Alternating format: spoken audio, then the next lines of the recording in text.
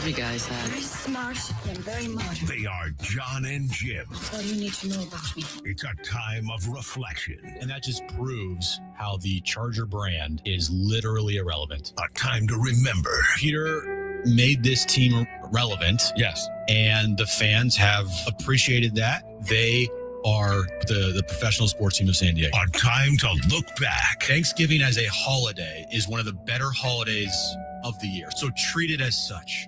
Show respect for Thanksgiving. You need to give Thanksgiving its proper due. As we bid farewell to our own JR. Take a deep seat, ladies and gentlemen. You're about to see a classic. Wrong one. No, still not right. It wouldn't just be the Padres in the trade deadline being buyers. Half the league is going to be buyers at the deadline. That's better. After 4 years, Big Jim moves on. Take a look back and send him off to the city of brotherly love.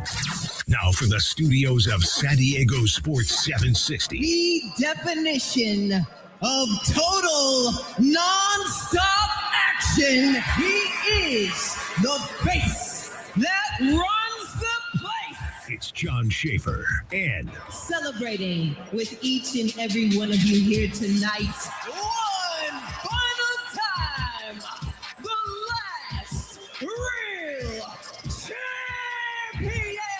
Pennsylvania's finest, Jim Russell. All right, San Diego and Southern California, what's going on? This is hour one of the final Jon and Jim with Jim Russell. Tomorrow begins a new chapter. What chapter that is, we'll find out tomorrow. I'll be on the air. Jim will nod. Now, this was somewhat predictable, as you haven't yet heard from Jim. What's somewhat predictable, you need to watch on YouTube. If you're listening right now, go to YouTube and search for San Diego Sports 760. I kid you not. I get a text from Jim, and you're thinking to yourself, what is he, stuck in traffic? When he crashed his car on ice? Because he's in Philadelphia. I get a text from Jim at 1:52, which is so Jim-esque. It's 8 minutes before the show. And he goes, the servers here are down. And I go, well, what do you mean the servers here are down? What does that even mean? He goes, yeah, I can't connect. Servers here are down.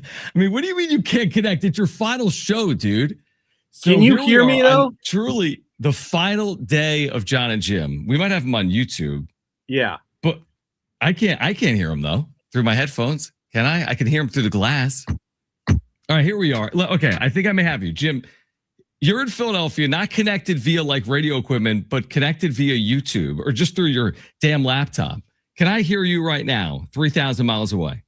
I don't know. Can you? I can. And you sound like you're 3,000 miles away. Like, of course, the last day turns into an absolute S show 10 minutes before the show's about to start. I kid you not. Their engineer here walks in. He goes, hey, yeah, I got some bad news. Yeah, the servers are down.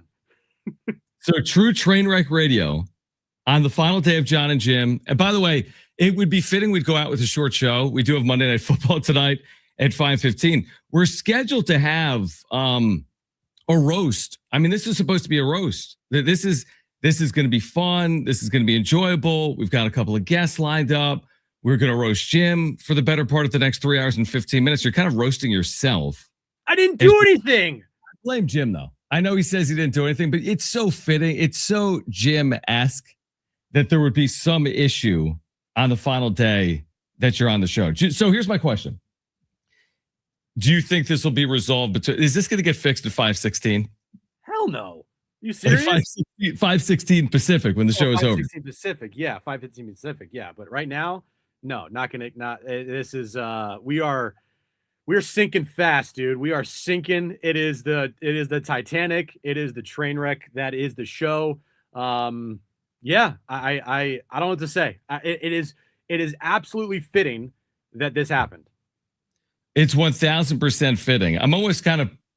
I'm content with it happening on your final day because the show is train wreck radio, so I'm okay with it happening on your final day. Now, here's my question, Brian, because Brian, can you hear me? Here's my question. Jim's going to be able to hear, if we have someone join us, like, when Will Brinson joins us at 4:30, is Jim going to be able to hear our guest? He doesn't listen anyway. Does it even matter if he can hear the guest today? He should, because he can hear you. Okay. So you could hear Brent right there, Jim? Yeah, I can hear everything. Okay. It's just you're going to get the worst audio possible from me right now through StreamYard on my computer. That's fine. I mean, what were we really expecting? I mean, it's the final show, which is kind of crazy. I know you had kind of done. What's kind of funny is that, like, this is going to be a little bit of a roast. I find it somewhat ironic that you spent more time with the sound on today's show. You put all that sound in the rundown, right? In the first block. It's probably the most work I've done in like at least 6 months. 100%. I didn't even know you had access to the rundown anymore.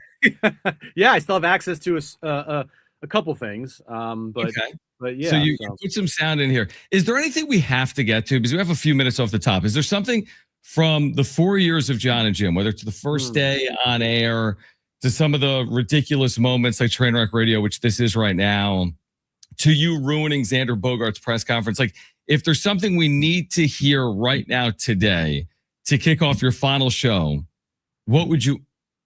Okay, Brent has only the first two, right? So choose among the two that you have. The first you put in. Choose one of those two that you want to hear from here to start the show. Well, I think it's appropriate that, because this is our final Jon and Jim show, we should go back to the very first Jon and Jim show and hear how it sounded, because I feel like actually it's much better than this. Because I think we have improved a little bit, not the final show, obviously, but yeah, just to go back and hear what the very first Jon and Jim show, the very first words ever sounded like for us. What's going on? Jon and Jim with you for the next 3 hours. It is day one. It is awesome to be with you. So this thing is like officially official, Jim, from the wrap-up show, from the support we got from our listeners over the last couple of years to right now. Jon and Jim, this is awesome, dude. Pumped to be doing this with you for the next 3 hours, the next who knows how long. So this is week one. Day one. Yes, we did shows last week, obviously Thursday and Friday. Those are like the dry runs, like our preseason finale games. Yeah. Today's when it starts. Today's the official, like we just had an open.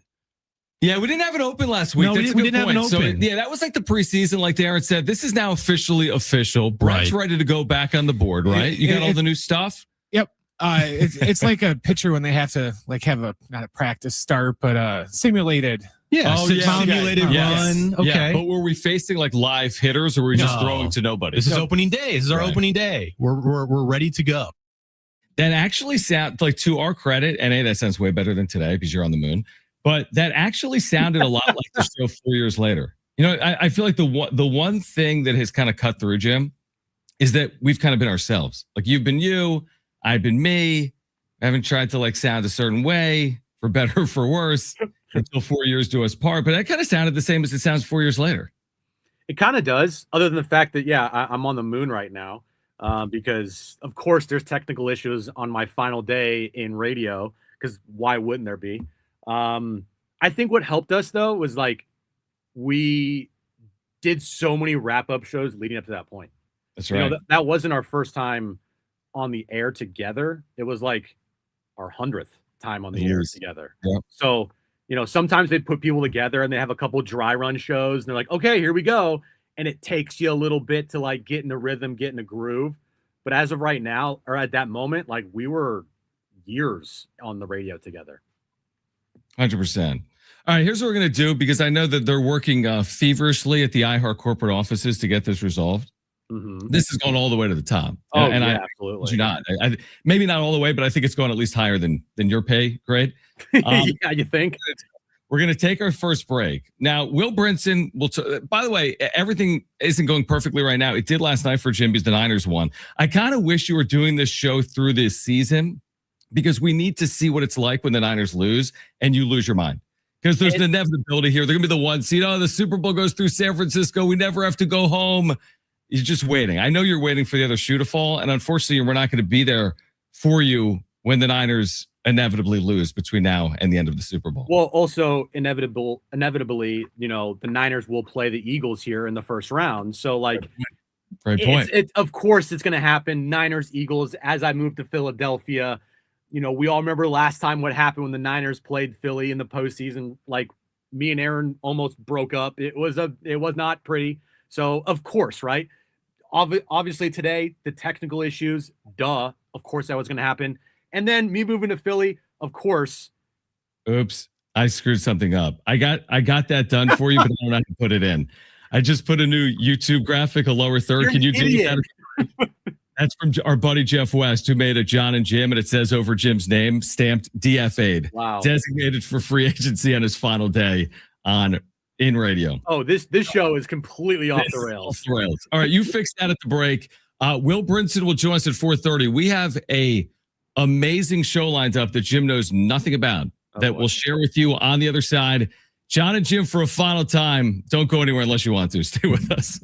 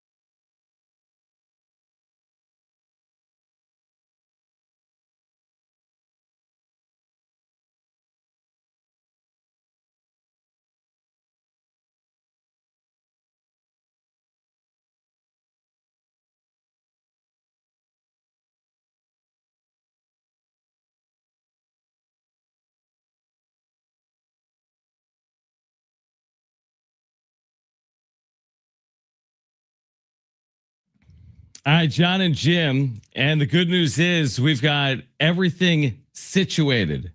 Back?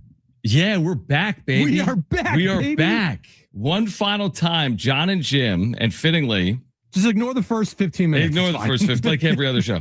Right. Now, fittingly, we have a short show, which we're enjoying because we've got Monday Night Football coming up at 5:15. I have no idea who's playing, but Will Brinson will join us at 4:30. Who's playing? Brent's doing flapping wings. Yeah, the Rams and the Falcons. All right, we have Rams and Falcons coming up. Now, Jim has, okay, let's reset here. Jim has no idea what we have in store for him here today. Okay? I don't. You like specifically didn't. I didn't talk to you all day long. I'm like, forget Jim. I'm not texting you. I'm like, he probably thinks I'm doing nothing, which was kind of my hope for this. I kind of thought you were doing nothing. But I spent like 4 damn hours on this show, and our first guest can confirm that. So, okay, our first guest to the show, can you please reintroduce yourself to Jim? Hi, honey. Is this my wife? Happy last day of Jon and Jim. He just said, Aaron, is this my wife? No, it's some other woman. Wife. I was hoping he could figure it out from the hello, but it's Jim. Yes. The hi honey gave it away. So there we go. So this is your first guest on your farewell show, Jim. Well, I'm glad that we're back, that I can hear her. So that's a good thing. So hi. What you up to? Watching your last show. I'm so proud of you. Oh, thank you. Did Jon specifically tell you what he wanted to for you to say or talk about? Because I feel like some roast is coming along. Well, I said he definitely said it was a roast. He definitely mentioned that. And I said it shouldn't be hard. I said you can make fun of Jim, but like this isn't like a challenging element of having a relationship with Jim, right? You say anything. Exactly. This is the everyday, but I have a lot of fond memories of the Jon and Jim show because it's where I started as date girl. That's right. I thought about that. Girl. From date girl to relationship girl to married to Jim. To fiance wife. Girl to wife. This is all played out since Jon and Jim was on the air, right? When did you guys first meet each other? When was it? It was 2022. It was the summer. June. Yeah, June of 2022. And I came in the studio after our first date and I told you, I was like, yeah, she's the one. I said, for what? You're like, huh? Who is this? And then Jim proceeded to do the wrap-up show in my bedroom for like 6 months. That's how you know it's real. Yes, that's how you know it's real. And then you know how good Erin is as a spouse because she's been able to, like Kristen, she has put up, so to speak, with the wrap-up show for the last 3.5 years or whatever. Oh, has she put up with it? I would do the wrap-up show in her bedroom at our old house when she was trying to go to sleep late at night in the corner of the room. Like that is I always tell her, I'm like, you must have really liked me for having me to do that. I don't know how I allowed that to happen, but what was this first, Aaron? What was this first date like? Can we go through this? Like, what did he say he did? Was he like acting all cool? Like, hey, I host a sports talk show in San Diego. Like, what was he saying about himself? 100%. He made himself sound like a big deal. I had to instantly go on social media and find out who he was. Are you like, oh, he has 800 followers on Instagram? Man, this guy's huge. I'm like, he's verified real big on Twitter. in San Diego. Yeah. I always pulled that one. Like, hey, I'm verified on social media. What's up? And then they took that from you. Yeah, they took it from me, and then I had to pay for it because of So whatever. How is Jim done with the move, Aaron? Like in actual, like in all real, like in it truly, how is he done with it being winter? It snows every day. He's wearing like New Balances. He's falling on his ass. I can say that, right? Yeah. How's he done? Yes, he has done surprisingly well, despite falling on his butt in the ice and snow outside. He has done surprisingly well. He has shoveled our driveway. He put 40 pounds of salt all over our driveway and the sidewalk. So that was something. I'm the only one on the block that like had pounds of salt on our driveway and our like walkway in front of our house. Everyone else is like, what are you doing? Like, there's just like, and you still fell. Well, that was before I put the salt down. So I fell and that was not fun. I like jammed my wrist. And so in my head, I'm like, I got to put as much salt down as possible because I can't fall in again. So I just used 40 pounds of salt on our driveway, unfortunately. What else? Even when the snow melted away, there was still salt everywhere. What else? Like, what's been the biggest? I mean, obviously the weather has been the biggest adjustment probably. Is there anything where he's a complete fish out of water other than weather? I mean, when he got here, he ate the most amount of carbs I have ever seen a person physically consume. So many Wawa hoagies, so much pasta, so much bread. Cheesesteaks. I think it was just surprising the amount of carbs that a human could consume. Has he gained weight? It's so hard to good. see on. It's hard to see on video. Is he up 5 or 10 pounds, or is he same? He always seems to be the same weight. Yeah, he's literally always the same way. I just told him this morning. I was like, I don't know how you even fit in your clothes after eating 40 cookies every day for the last 7 days, but he does crazy. Somehow. Yeah, I don't know. We went to the Home Depot and there was a cheesesteak spot outside. I was like, I need to have this cheesesteak here. Like I was getting cheesesteaks at like Home Depot. Like I just had to try as many cheesesteaks as I possibly could. And about 2 or 3 weeks after, I was like, I probably need to slow down on the amount of carbs that I'm eating because it was pizzas, bagels, and cheesesteaks like every day. I kid you not. Amazing. Well, yeah. So other than that, I mean, he's just getting used to the good food that there is to offer, but he's slowing down. I think it's finally clicked. So is he still like? First of all, I've been texting with him. He's up at like 3 in the morning, Aaron. I'm texting him at like 11. I'm sleeping, and he's like, "Dude, I'm rewatching like the." I'm like, "What are you doing awake? It's 2:40 in the morning, dude." Did you see Brock Purdy last night, dude? That was crazy. Gee, has he not gotten used to the time? No, neither of us really have because our schedules have been all over the place, and him going into Philly for the radio show. So we are pretty much on the East Coast. On West Coast time still. So hopefully in the new year we figure it out, but that's definitely been one of the hurdles for sure. So let me get this straight, Jim. After today, and we'll let Aaron run in 60 seconds. After today, are you ever going to leave your home again? Because it's cold. You've had to go to this radio station to work for the last like 4 weeks. Are you just locking yourself inside until like June 1st? Probably, or at least, when it starts getting nicer out. Right. July 1st. I was thinking about that the other day, like other than going to the grocery store or Wawa or wherever, I'm like, what do I really need to leave the house for? Like there might be times where I'm in the house and I don't leave for like at least a week. And like I was already thinking that. Aaron, I have asked Jim like 20 times since you've left. I'm like, how is Bentley, your dog's mental health? Because you took him from 70 degrees to like ice, where like his paws have probably like never understood the concept of that. It was a culture shock, but surprisingly, this dog loves the snow. So he's actually probably doing the best out of the three of them. That's hilarious. He's the one that's thriving the most, honestly. All right, Jim, do you want to sign off with Aaron for a final time here on Jon and Jim? You'll see her in like 3 hours. Yeah, I'll see you later tonight, honey. I love you. I appreciate everything. Aaron, you do. Congrats, honey. I'm proud of you. Aaron, thanks for coming on. Thanks, guys. All right. Aaron Russell, married to Jim. You married us. I did. I was the officiant. You were like the most nervous for that day than I was. I was so nervous. I should have broken that thing up. You'd still be on Jon and Jim. Just kidding. I'm so happy for you guys. I'm so happy. I still be in San Diego. Yeah. You should have been like, I object. All right. We are just getting started.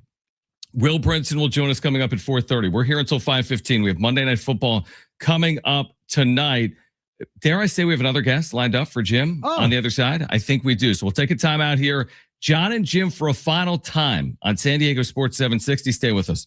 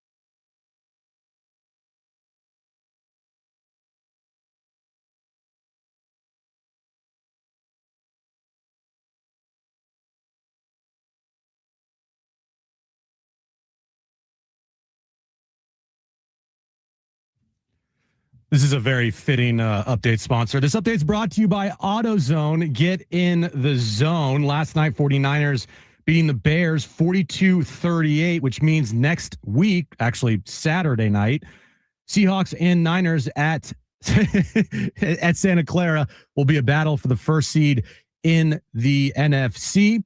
And Tano Latui, he announced this morning that he will be returning to San Diego State next season.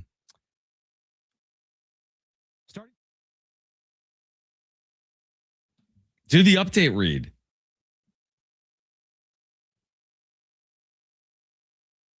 We can't.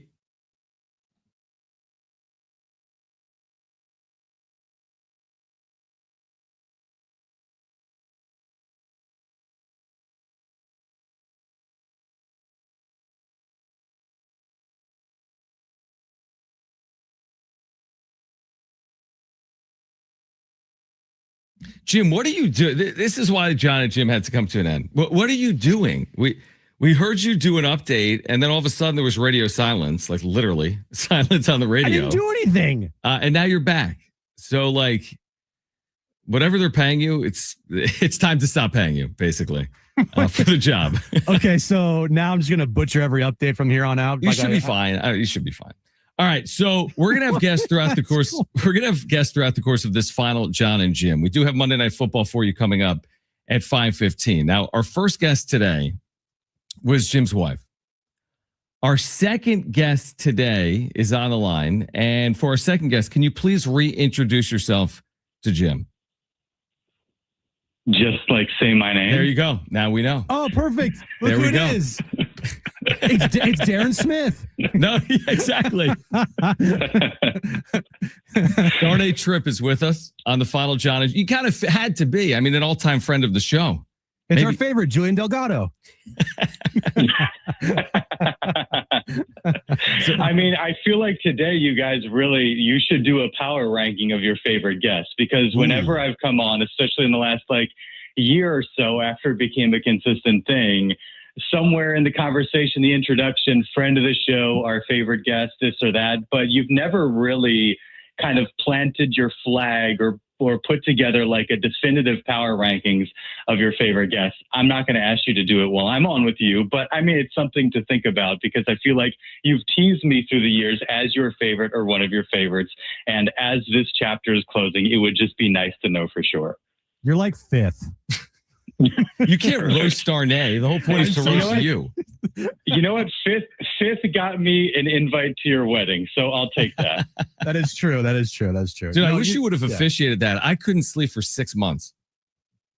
Oh, you did great, though. You did great. And I'm glad that you had the anticipatory anxiety and I didn't, because I would have felt it the same way. And it was way more fun to show up 5 minutes before the ceremony and drink during the wedding and not have to worry about it. So, for anyone, by the way, for anyone that missed the wedding, Jim had this very emotional, as he should have. He had this very what are the vows? It sounded like, it didn't sound like Jim. He's doing these vows. He was sobbing and he's using words sobbing. He's using words that he doesn't know exist. And after he did that, I said, "Thank you, Chat GPT." It was a great line to the crowd, and everyone loved that. So that to me I was will say it got a genuine laughter, a genuine uproarious laughter. That was a well delivered line there. I mean, you crushed it. Jim, a year later, by far the most memorable part of the wedding.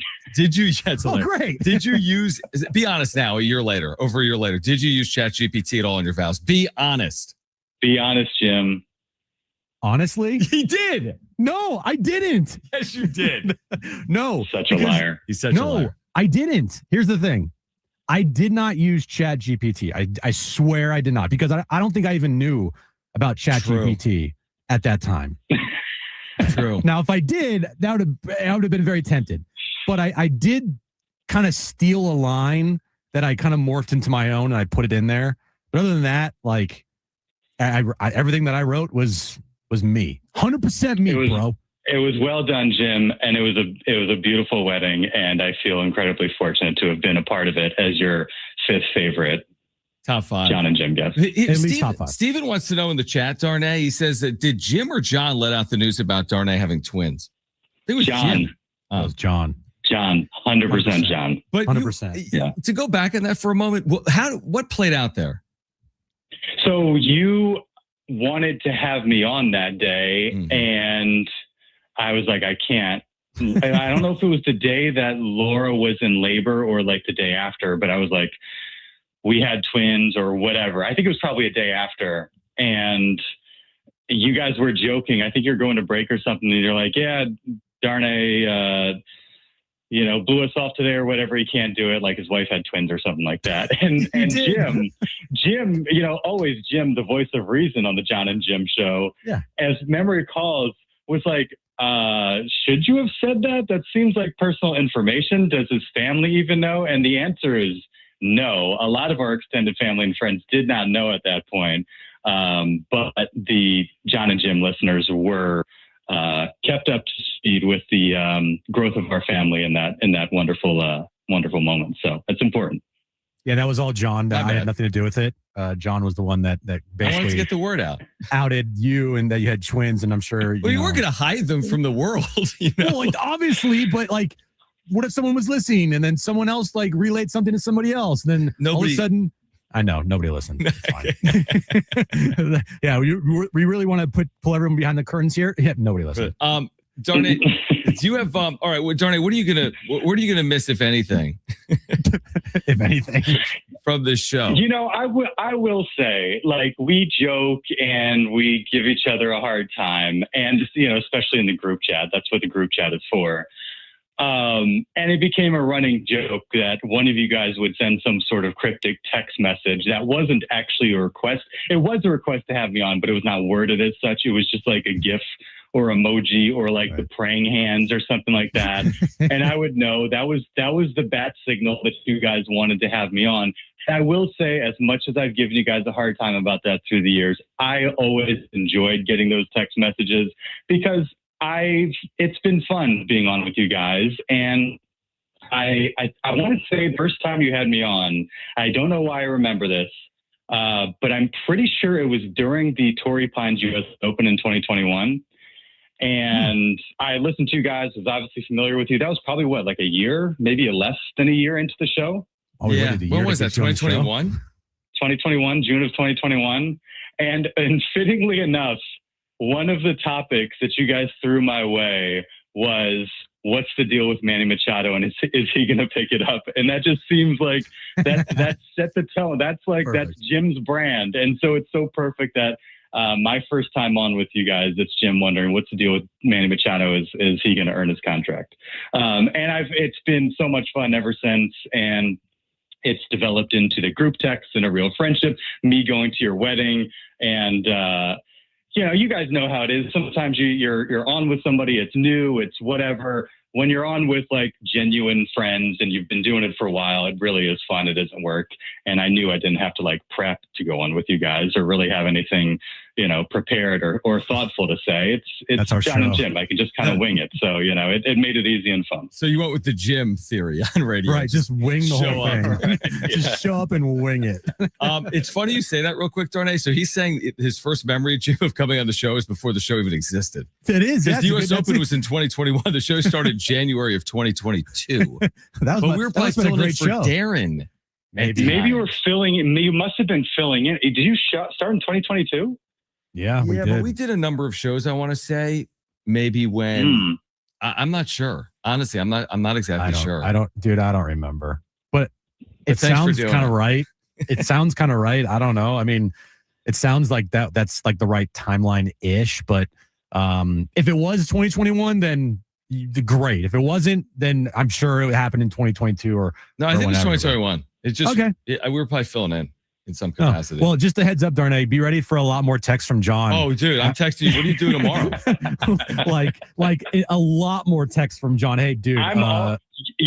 Jim, this is how much I like you. I'm off this week, and Jon has texted me. You both have texted me on numerous occasions where I have a random day off or on vacation or whatever. I'm like, no. Guys, I probably shouldn't. And Jon texted me, and I was like, oh, I'm definitely not doing that. And then he just kept pleading and asking. I was like, fine, I'll do it for Jim. But, You have to. But not tomorrow. Not tomorrow. All right, just tomorrow from 2 to 6. Thank you. You don't have to do All right, the whole deal. thing, just for Like fun. 2 to 4. You can do 2 to 4. It's Well, actually, fine. I'm only doing 2 to 4 tomorrow. Yeah. It's a whole other story. Okay, Darn, I appreciate you, man. Thank you for the friendship. Thank you seriously for coming on. I mean, I don't think there's anyone that's been on the show more than Darnay. No, I really do think if we're having like a tracker for the number of times like we've had guests on our show, right? Like they have trackers like, oh, this guest has been on, 57 times. Like I do think Darnay would be the number one spot on appearances on the Jon and Jim show. Appearances, I love that. Like put it in the rafters like Well, Billy Joel then- at the Garden. My efficiency rating must not be very high if I have the most appearances, but I'm fifth in the list of favorite guests. You're Craig Stammen. I don't know if You're Craig Stammen. You're getting there, You Darnay. appear a lot. It's okay. Doesn't mean you're good. if I'm Craig Stammen, I'm doing an okay job, but in a couple years I'm going to be your boss. Oh, good point. Yeah, he's a good point. No, hey, Darnay, buddy, thank you. We always appreciate you coming on the show. You made us sound smarter, really did. And then the whole entire NBC7, what was the thing called? What did we do? What was it called? Sports Wrap, yeah. The Sports Wrap, like that really launched hey, Darnay's going to be on our show every other week. That's true. So, that is true. So, Yeah. no, I really do appreciate you, man. Thanks for joining us on my last show. And the group chat will always live on. That's right. Radio shows are temporary. Group chats are forever. I'm glad we'll be enjoying that for years to come. And like I said, it was always a blast. I was always excited when you guys texted me. It was fun having you on the TV side and on Fryer. And it's been cool seeing like real friendships blossom from all this. I'm insanely jealous of you and Aaron, and so happy for you guys. I'm not jealous this time of year when I'm looking out the window and it's blue skies and 70 degrees. But I will be filled with envy whenever you send me a picture of a cheesesteak or a hoagie or a pizza or whatever. Please keep those coming, even though I'm slightly filled with rage whenever you send them. They mean the world to me, and you'll be greatly missed. Job well done. You crushed it. There is only one Jim Russell, and you'll be missed, buddy. Thanks for all you've done and for making me part of this. It's been a blast. It was a roast, Darnay. Lord help us. Thank you, fine. Darnay. Happy New Year. All right. I got one thing that goes for years. Why do you pronounce inning? That's it. That's all I got. Love it. He can't pronounce anything. gosh. All right, Darnay Trip, NBC7. We're taking a timeout. Much more on the other side. Here until 5:15 is Jon and Jim. I don't know.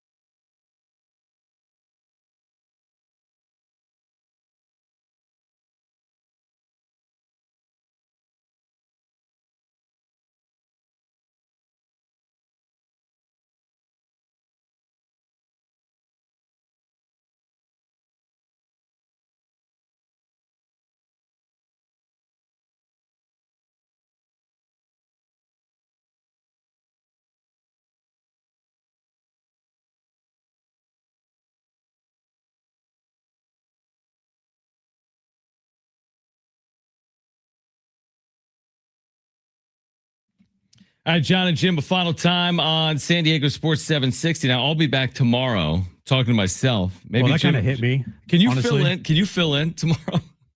Let me answer that for you. Please. All right, so we've had a couple of guests on this first hour. We're with you until 5:15.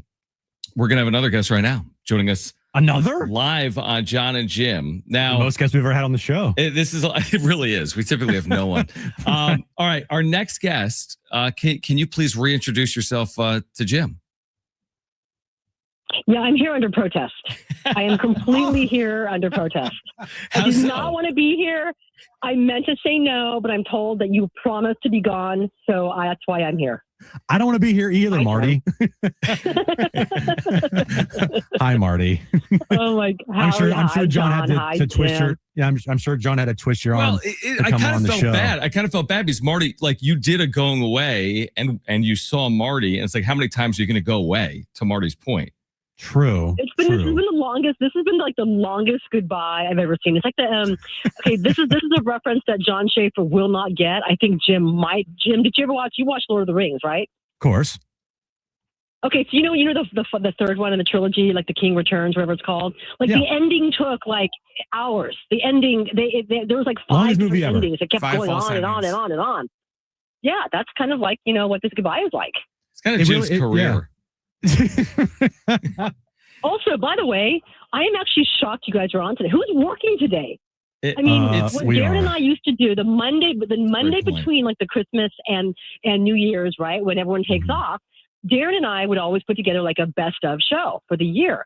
You guys have worked together for 4 years. Was there not enough content in 4 years? We don't have anything. There wasn't anything best. It's all just bad. It's just like, hey, we can't put this out here again. It's a one-time thing. First of all, only Jim, Marty, to your point, Marty, Jim, so he's like, my last day is December 29th. He took off last week. So I'm working like solo. So he can then PTOs, bro. So then he can have his last show today. Yeah, no, Marty makes a good point. Like, why did we decide this was going to be the final show? Yeah. I don't, and then I don't know. We're not great with timing. Yeah, you play back all your comments, like from trade deadline and press conference and things like that. So this is shocking, but it's good. I'm glad to be here and have an opportunity to say goodbye to you again. So. Yes, again. By the way, what's up? I just kept. We all said goodbye, right? We all met together like 2 months ago. Yeah, had a couple beers. I ago. find it remarkable that no one in our business let it leak that what was going to happen. I was so tempted to. It's just nobody cared. No, here's what happened, Marty. Nobody cared. I told everyone I would see, even people I didn't truly know. Like they'd be like, no one how's cares. the show? I'm like, he's out in like 3 months. He's moving to Philly, and just nobody seemed to care that much. Nobody cared. Nobody cared. It has felt like months since we all went out to Fair Play. It was, and I know it was. It was a long time ago. And the reason why we didn't do any best of shows is because we don't work on this show, Marty. We don't do work. we just show up. I know. I was always thinking, like, how did you prepare for your show when Twitter was down? Like, how did that must be so difficult. Like, how do you do a show? We barely could do one. I remember there were days when I think Twitter was down and we were like, what do we do? Yeah. We don't know what to do. Marty, give me Jim. You work with Jim before I work with Jim. So, and that but it was really, really strange. Like, I keep thinking about, I'm sorry, you guys, I'm sorry it's so loud. I'm in PB right now. And I feel like it's crazy. It's so, there's like motorcycles and police cars and helicopters. For Jim's really, final really day? loud, so I apologize. Is it because there's a parade for me? Yeah, there's a parade. I apologize for how loud it is. But no, I was thinking about that because number one, I'm not even sure how we ended up with Jim on our show behind as our producer running the board, because we started with Jordan, right? And then Jordan's like, dude, no.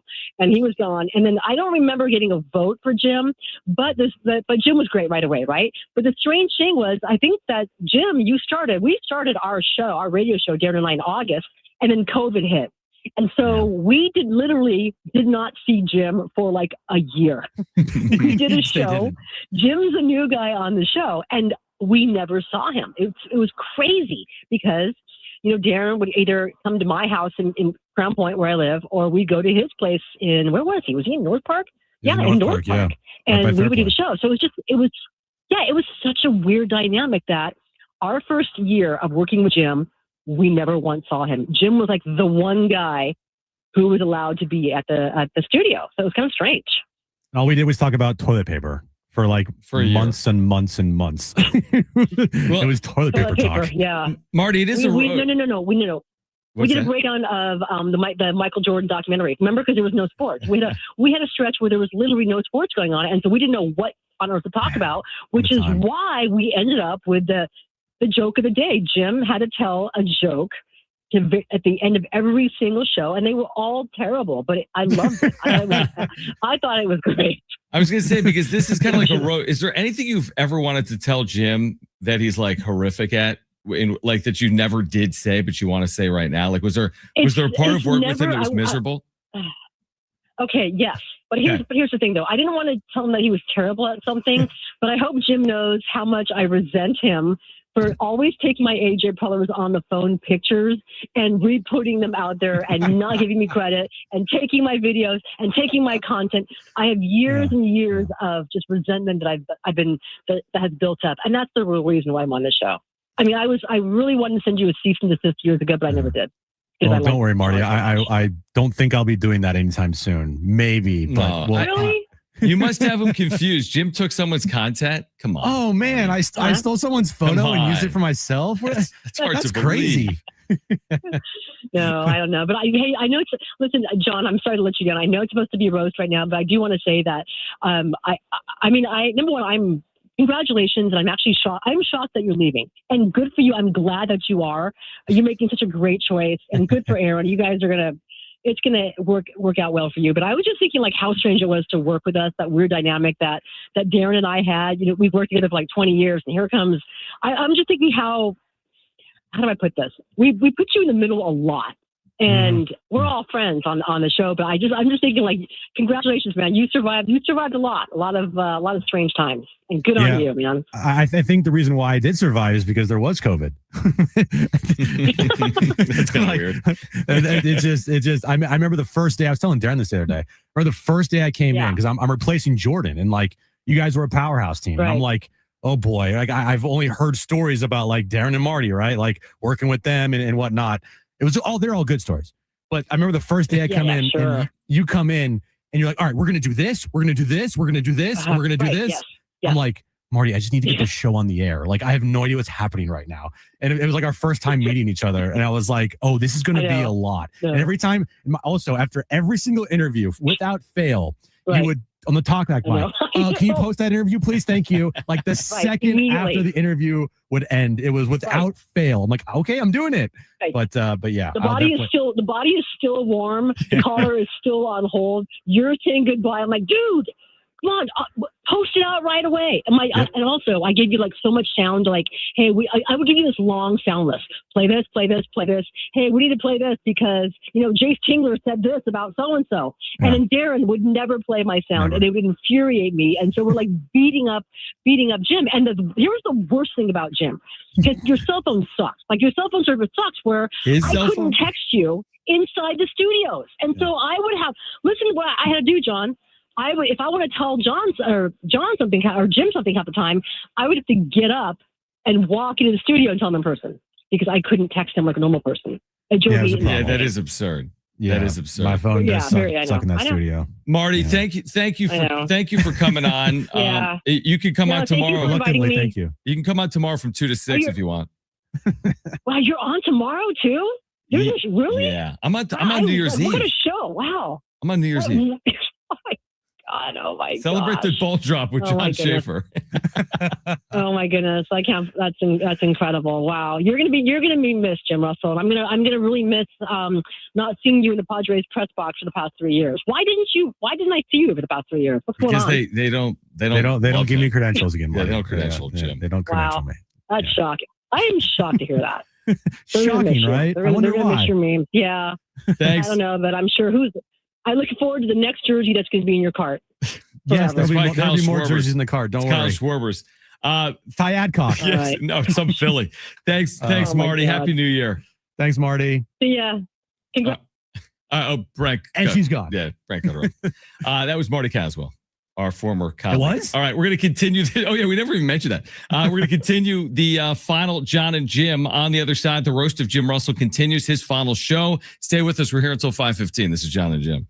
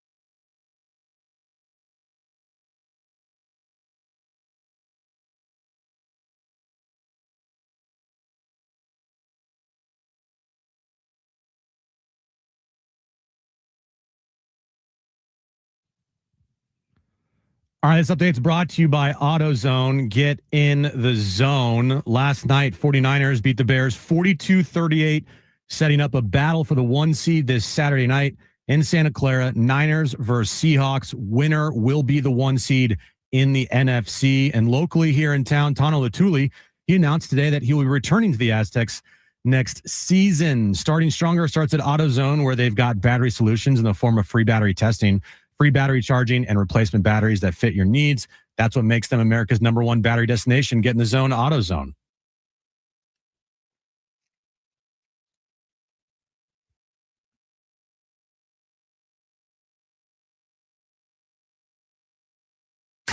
It's Jon and Jim.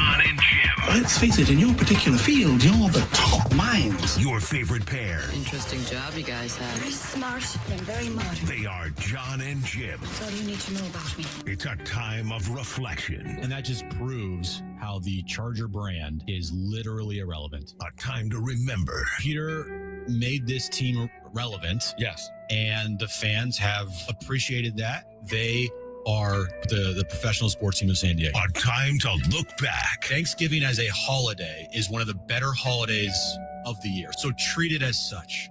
Show respect for Thanksgiving. You need to give Thanksgiving its proper due. As we bid farewell to our own JR. Take a deep seat, ladies and gentlemen. You're about to see a classic. Wrong one. No, still not right. It wouldn't just be the Padres in the trade deadline being buyers. Half the league is going to be buyers at the deadline. That's better. After 4 years, Big Jim moves on. Take a look back and send him off to the city of brotherly love.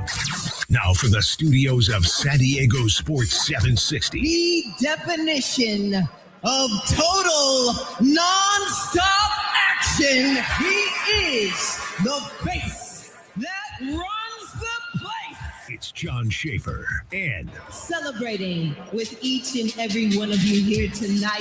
One final time, the last real champion. Pennsylvania's finest, Jim Russell. All right, San Diego and Southern California, what's going on? It's hour 2 of Jon and Jim. It's Jim's final day, and we're here until Monday Night Football at 5:15. We're going to have guests all day long, and there is no final day of Jon and Jim without our next guest. So let's introduce, if you want to reintroduce yourself to Jim, our next guest is on the line right now. Well, I'm actually just calling to apologize since I do feel responsible for Jim coming into the iHeart community. I do just want to say my heartfelt apologies to you, John, Brent, everybody that works there at AM 760, inside of the iHeart offices, and of course, the great listeners of the Jon and Jim show, because since we brought him over here, I suppose we are responsible for what this has become here today. Why did you hire? My apologies to San Diego. Why did you hire him? Seriously, now that we can get this, like, what was it about Jim? Why did you hire Jim? We were desperate, and we didn't have anybody literally to run the board. And you can't really run a radio show without somebody to run the board. And you just heard Marty. She can't run a board. Can you imagine what that would have sounded like and what would have happened under those circumstances? So we were really, really desperate when Jordan told us late in the game that he wasn't going to come and be part of the D. Smith show. Brian Long, our program director, said, "Hey, I know this guy named Jim Russell." I said, "Who?" So Jim Russell, he's a guy, he's been here before, he kind of knows the building, and said, okay, I guess desperate times, desperate measures. And I didn't know much about Jim, to be honest. I remember listening one day, I was listening to Coach's show, right? You were working on Coach's show, I do believe, Jim. Yeah. And I was like, well, maybe I should find out what this guy's all about. And, Coach was trying to interact with Jim. It must have been a slow day on the phone. And he's trying to talk to Jim and engage with Jim. And Jim's just like non-responsive at all. Finally, Jim gets on the mic. He's like, "Hey, Coach, sorry, a little busy back here." I remember that. I was like, yeah, because it's weird in that studio because like you're sitting across from each other. You're not behind a glass, and I'm just like trying to do stuff. So I do remember. That's amazing. I was like, this is who we're hiring? We're hiring a guy who just comes on and says, "Hey, little busy over here. Can you do your radio show without me, please?" So that was it. And he came in and like Marty said, and he got thrown into the deep end of the pool. Probably, head underwater for a little while, but, man, I'll tell you, I said it to him privately, and I'll say it here. Really happy for the guy. Really happy that our paths crossed, and super excited for him and for Aaron and their future on the East Coast, shoveling all that snow. Really excited for you, Jim. Oh my gosh. Yeah. I was shoveling ice the other day. It wasn't even snow. It was ice. It's like, I've never, I was like, wait a second. I didn't realize that this place gets ice. Like snow, yes. Ice? I didn't sign up for ice. Like, what's going on here? Yeah, you did. I did. And then we started going through all the the required car apparatus that you have to have. You know, do you have a scraper? Do you have a de-icer? What are you going to do when the ice freezes over the door? You know, all that sort of stuff. So yeah, you'll find out before too long. And then in like 20, 30 years, we'll read about Jim, you know, suffering a heart attack trying to shovel the driveway. 1,000%. You know what I was just thinking? You know what Jim's going to do, Darren, now that you mention that? Jim's going to be the guy. It's going to snow a foot. And you know, Jim, he's so lazy. He's going to clear off everything but the top of his car, which is illegal. And then he's going to start driving with all the snow on the top of his car. He's going to drive on the highway. All that snow is going to hit the car behind him. That car is going to crash, and Jim's going to end up in jail for 25 years. Oh, great. Thanks. It was going to be like, nobody told me that. I didn't know. I had no idea. I just thought I'd, you know, carve out a little bit of the windshield so I can just see driving around the streets there. Nobody told me I was responsible for the cake on the roof. Exactly. No, yeah, that will be me because I am the one person right now in Pennsylvania that's driving around still with a California license plate. So everyone looks at me weird. Everyone's like judging me. Like I stick out like a sore thumb. It's not fun right now because I see people glancing at me like, this guy's from California. Why is he here? And then it's especially just like and wait till I always forgot about the hidden treat of what winter salt does for your vehicle as well. So you know, just prepare. Like the next time you pop the hood of your car, you're going to see things that you've never quite seen before. But I also do want to say my wife is in the other room, and she wanted me to say, obviously.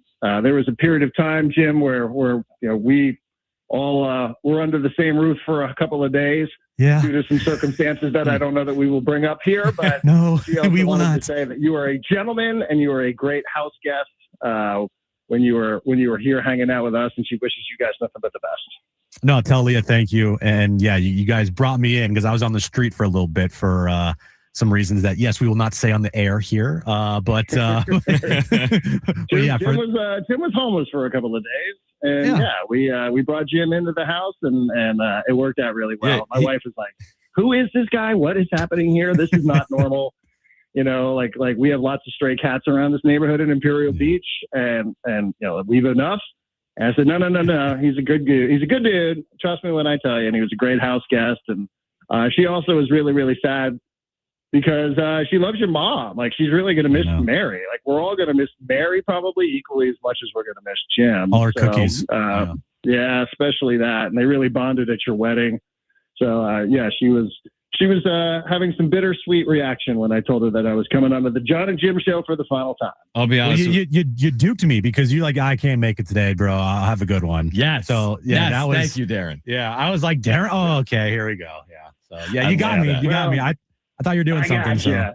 Yeah, you got me. Yeah, I got you for sure. Absolutely. So it's funny because you guys took him when Jim's like, hey, can I stay at your place for a couple of nights? I'm like, absolutely not. There is I would prefer you sleep on the street. Yeah. I'm like, there is no world where you're sleeping in my place. No. I even did a wrap-up show from Darren's house, from your guest room. I did a wrap-up show. Man, you did. I did. Yeah. I think it was like the early days of the wrap-up show as well, right? Like that was pretty early on, but it wasn't. I mean, it was enough time had passed that people were like, "Where are you?" And like, "What are you doing over there?" And why? Yeah. So, I mean, I do think that people had already known the wrap-up show brand, and they were starting to question what was going on in the background. But we're really, really excited. Like I said, he's a fantastic guy. And one of my favorite stories of all time with Jim. Is that he came in one weekend and he bragged after the weekend on a Monday that you were wearing a Fitbit at the time, something like that. You had one of those types of devices. And Jim claims to have walked like 32 total steps in one day because he just walked from his couch to the bathroom to the kitchen to the couch watching football all day on a Sunday. It was during COVID. Pretty proud of that fact. What's amazing to me is he always looks the same. Like Aaron came on earlier and was like, all he's done is eat cheesesteaks and like bread since he's moved here and he hasn't gained any weight. I have like a weird metabolism. Like I don't eat a lot. I think it's gonna hit you at some point. It will. I don't eat a lot, but when I do eat, it's all like not good for you. And then like I still look the same. It's very weird. I don't get it, but I'll take it. And that is consistent too. I mean, nobody's worn out a path more to the vending machine at iHeart than Jim. Like Jim and I would constantly text each other pictures of the vending machine, just in terms of how full it was or what was added to it. And without fail, Jim would always be on the back and forth there with a soda in one hand and some sort of chocolate chip cookie or some sort of snack pack in the other hand. Sort of the human dumpster pail of the vending machine at iHeartRadio. Like, is it sad that the vending machine is one of the things I'll miss the most from? The first thing he tells me, Darren, he goes, "Yo, the Philly iHeart has no vending machine." Yeah, I'm like, oh my gosh. Right. I'm like, this is a travesty. When I was doing all those shows from Florida, I remember taking pictures of the vending machine, and Jim and I would send them back and be like, "You wouldn't believe the vending machine here at West Palm Beach. This is amazing. There's two of them. They have one in this. They have two kitchens." So we definitely bonded over the vending machine. I think one of the happiest days of our mutual employment was when they set that vending machine up so that it would take Apple Pay, so that you could just use a credit card. Because we were always like, "Hey man, you got $1? Hey, can I borrow $1? I don't have $1 on me." So you had to go fetch some food. But when they actually enabled that, so they made it credit card friendly and friendly, Jim and I threw a party. Dude, like when the credit card and the Apple Pay was enabled, and then every restock day when you go in there and the machine's fully stocked, I would let out audibles like I would just say out loud, like, "Let's go!" Like I'd be so happy with the vending machine restock day. It would keep you going some days. It's like this business is wearing you down, but man, a full vending machine, and man, like the gas tank was full. We were ready to roll. Do radio. Give me some Fritos and a Coke. I'm ready, man. D, man, appreciate you hopping on. Listen, at any time, if you want to come by 4 hours a day, John might need some help. If you just want to swing by, I'm sure you miss it. No, I'm kidding, but no. We appreciate you doing it. I know I'll be seeing you obviously over here at 760 with SDFC, and I appreciate you doing it, and I appreciate you scaring Jim as if to say, "Hey, I can't come on, but have a good show." Yeah, thanks for that. Yeah, of course. I would have found a way, no matter what, to make it happen. Draft day will never be the same because I forever have the video of Jim. Oh my gosh! In my head, where he's screaming about Mac Jones. I don't even remember the other guy's name. Trey Lance. Yeah. So that'll never be the same. Again, this business is what the business is, but it's about the people that you meet, and certainly glad that our paths cross. All the best luck, Jim, and I'm sure that our text messages with all the pictures that we have of John, I'm sure that, Oh, yeah. I don't think John even knows about this. I do, because I see Darren tweets about him. Well, I actually I texted Schaefer one by accident a couple of weeks ago. Did thinking you? I was texting Jim. I was like, what an idiot. That's hilarious. That is amazing. That is hilarious. Crap. Can't do that. That's great. Please don't be Mac Jones. Please don't be Mac Jones. Please don't be Mac Jones. There it is. Darren, appreciate you, man. Thanks so much. Thanks, buddy. See you guys. All right, let's take a time out. We're here until 5:15 on Monday Night Football. It's Jim's Final. John and Jim. Stay with us.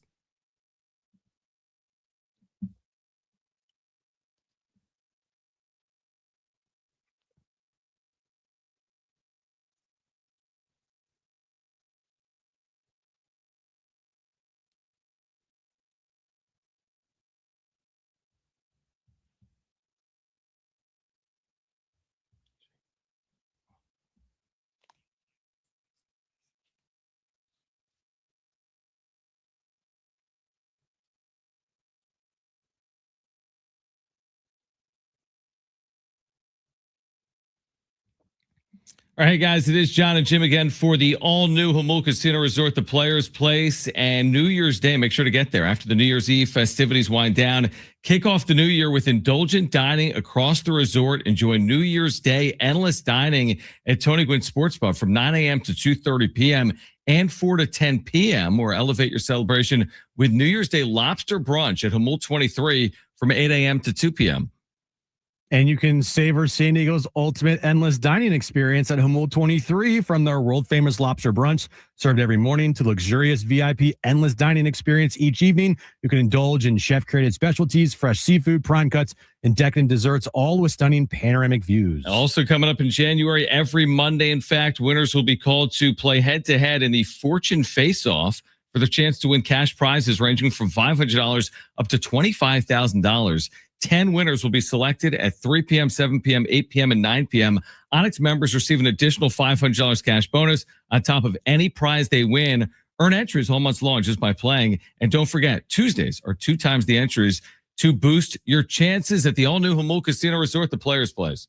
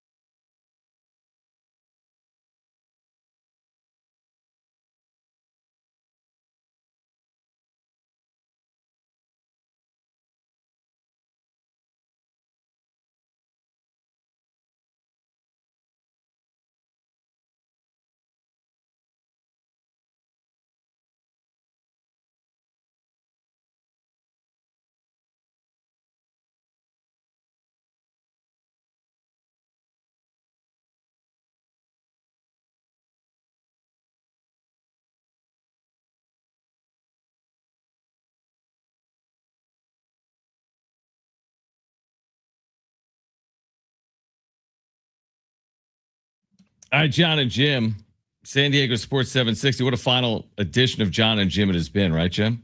How about the work I put in for this? You owe me something. The work? Yeah, I had to text all these people. Oh, man, that's a lot of work right there. Dude, I spent I left Orange Theory at 10:40. Yeah. I was DMing your wife. Am I allowed to say that? I don't have her number. I don't have her number.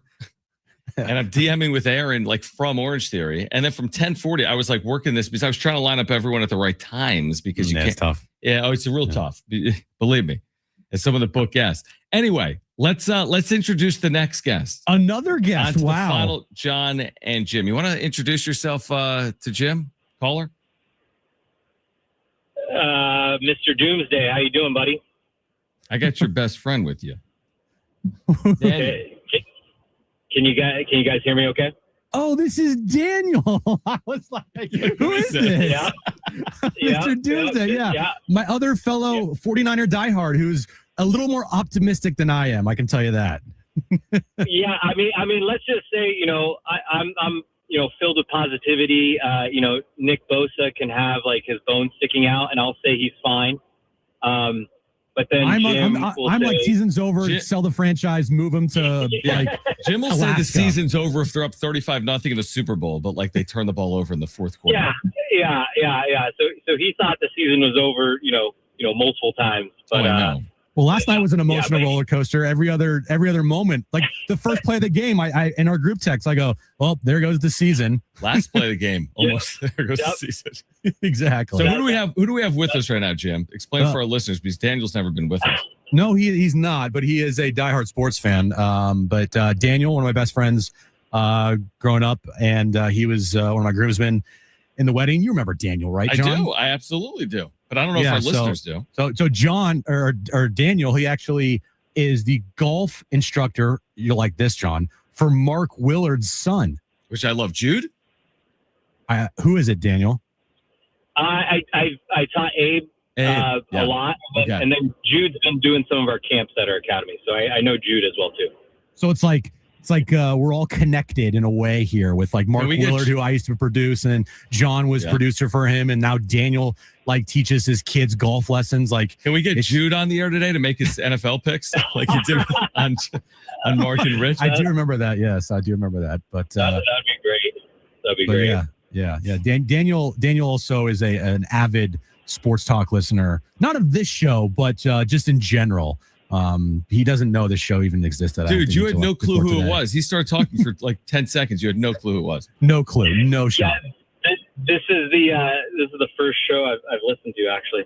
This is the first time he's listened to our show. That's great. It's your last. But I did prepare. If I did prepare a little something. Do you guys want to hear some fun facts? Yes. You guys want to now, Daniel, just remember, buddy, like we are on the radio, so there are still FCC okay. Okay. Hey, I'm not your other buddy. Well, I'm not Will. Yeah, that'd be a problem. So for all you listeners out there, I want to give you history on Jim. Athletically, he was very gifted.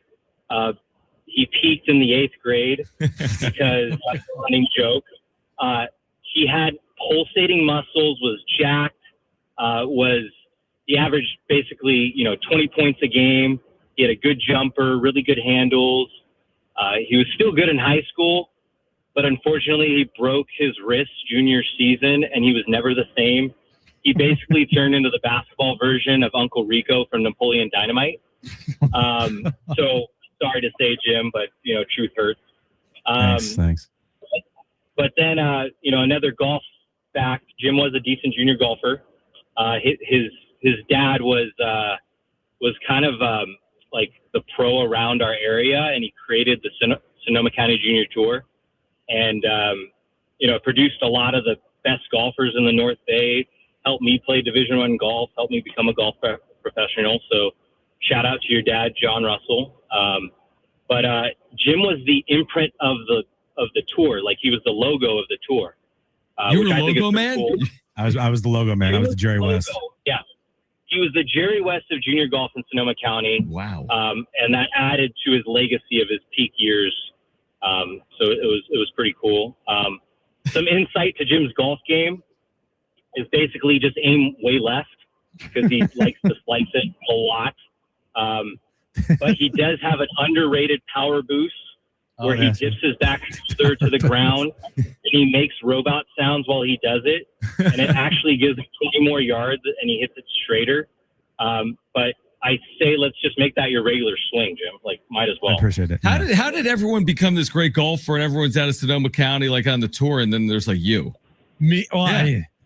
I don't know. I don't know what to tell you. Couldn't play like in I could college? play. I just never was good at golf or anything. He got into it, Daniel. He got into it. You had a golf kick like 2 years ago. You're buying everything. You're buying like golf courses. You're buying clubs, right? Remember that? Yeah, I bought a club from somewhere, and I'm still paying it off right now. Like, it's not. It's That's hilarious. Yeah. Yeah. He always liked golfing with us. He was never like super gung ho about it, but yeah, maybe I think it always comes back when you get older and you stop working out. So. Well, both things are happening right now with Jim. Exactly. That's hilarious. Daniel, we appreciate you swinging by on Jim's final show. First time, last time. Yeah, for in Daniel the future, Stewart. if you want to talk to Jim at this time, you can just call him because he won't be on the radio. Yeah, I won't be. Of course. Hey, I just want to say one last thing, Jim. Super proud of you and your career.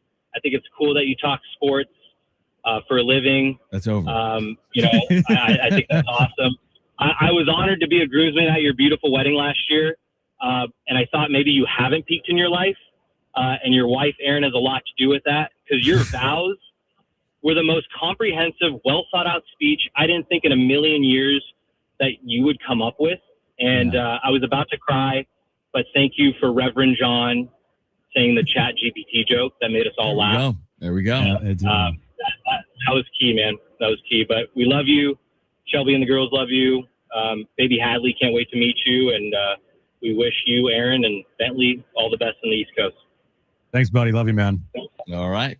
Jim's childhood friend, Daniel, who never listens to the show, doesn't even know what we do for a living. No, he's like, it's the first time I ever listened to the show. Like, This is great. You guys do a radio show? I can't wait This is to awesome. listen moving forward. Like, dude, the show is over. This show is awesome. This Can I show's listen over. tomorrow? Like, no, you can't. All right, let's take another time out. Monday Night Football at 5:15 is Jim's final show on John and Jim. Stay with us.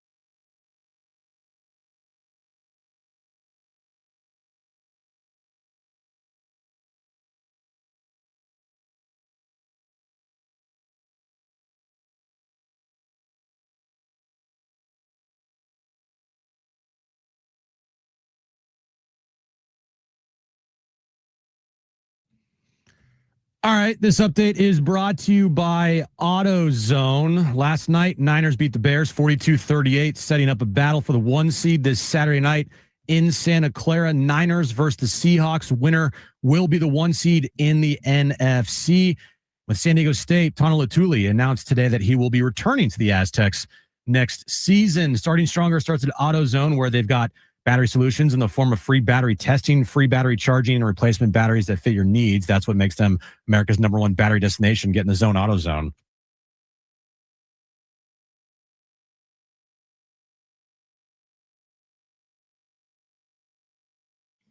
All right, Jim Russell for a final time. Now, I don't know if Jim will like join the show moving forward or if he's going to have like a rate for us. Like, hey, I'll do it, but it's going to cost I charge you $1,000 a phone hit, just to let you know. I don't even know what you would be like, why we would have Jim on the show. Like, what are you an expert of? Maybe to talk something. I don't know. Expert. I mean, if you need, I guarantee you, you'll text me. I'm like, gonna text hey, you tomorrow and be like, I know. dude, Can you please come on? Padres signed Kazuma Okamoto or whatever this guy's name is that's currently a possibility for the Padres. All right, we're here until 5:15. This is Jim Russell's final show. We've had some amazing guests with us here today. Yes, we have. Including you went all out. Dude. I went all out. I went all out. And I've done it again. Our next guest. Another guest. Wow. Would you like to tell Jim who's on the line with us right now to our guest? Well, Big John, Little Jim. Wow. It's great to join you guys for yet another time. I'm actually really sad about this. But this is Annie, in case it hasn't come through yet. Annie Heilbrunn from the UT is with it's us. Annie. Oh, wow. You know what? This is a good time for me to interject and say it's always bothered me a little that Darnay is like your #1. I always felt like I fell below Darnay, and that just kind of proved it right there.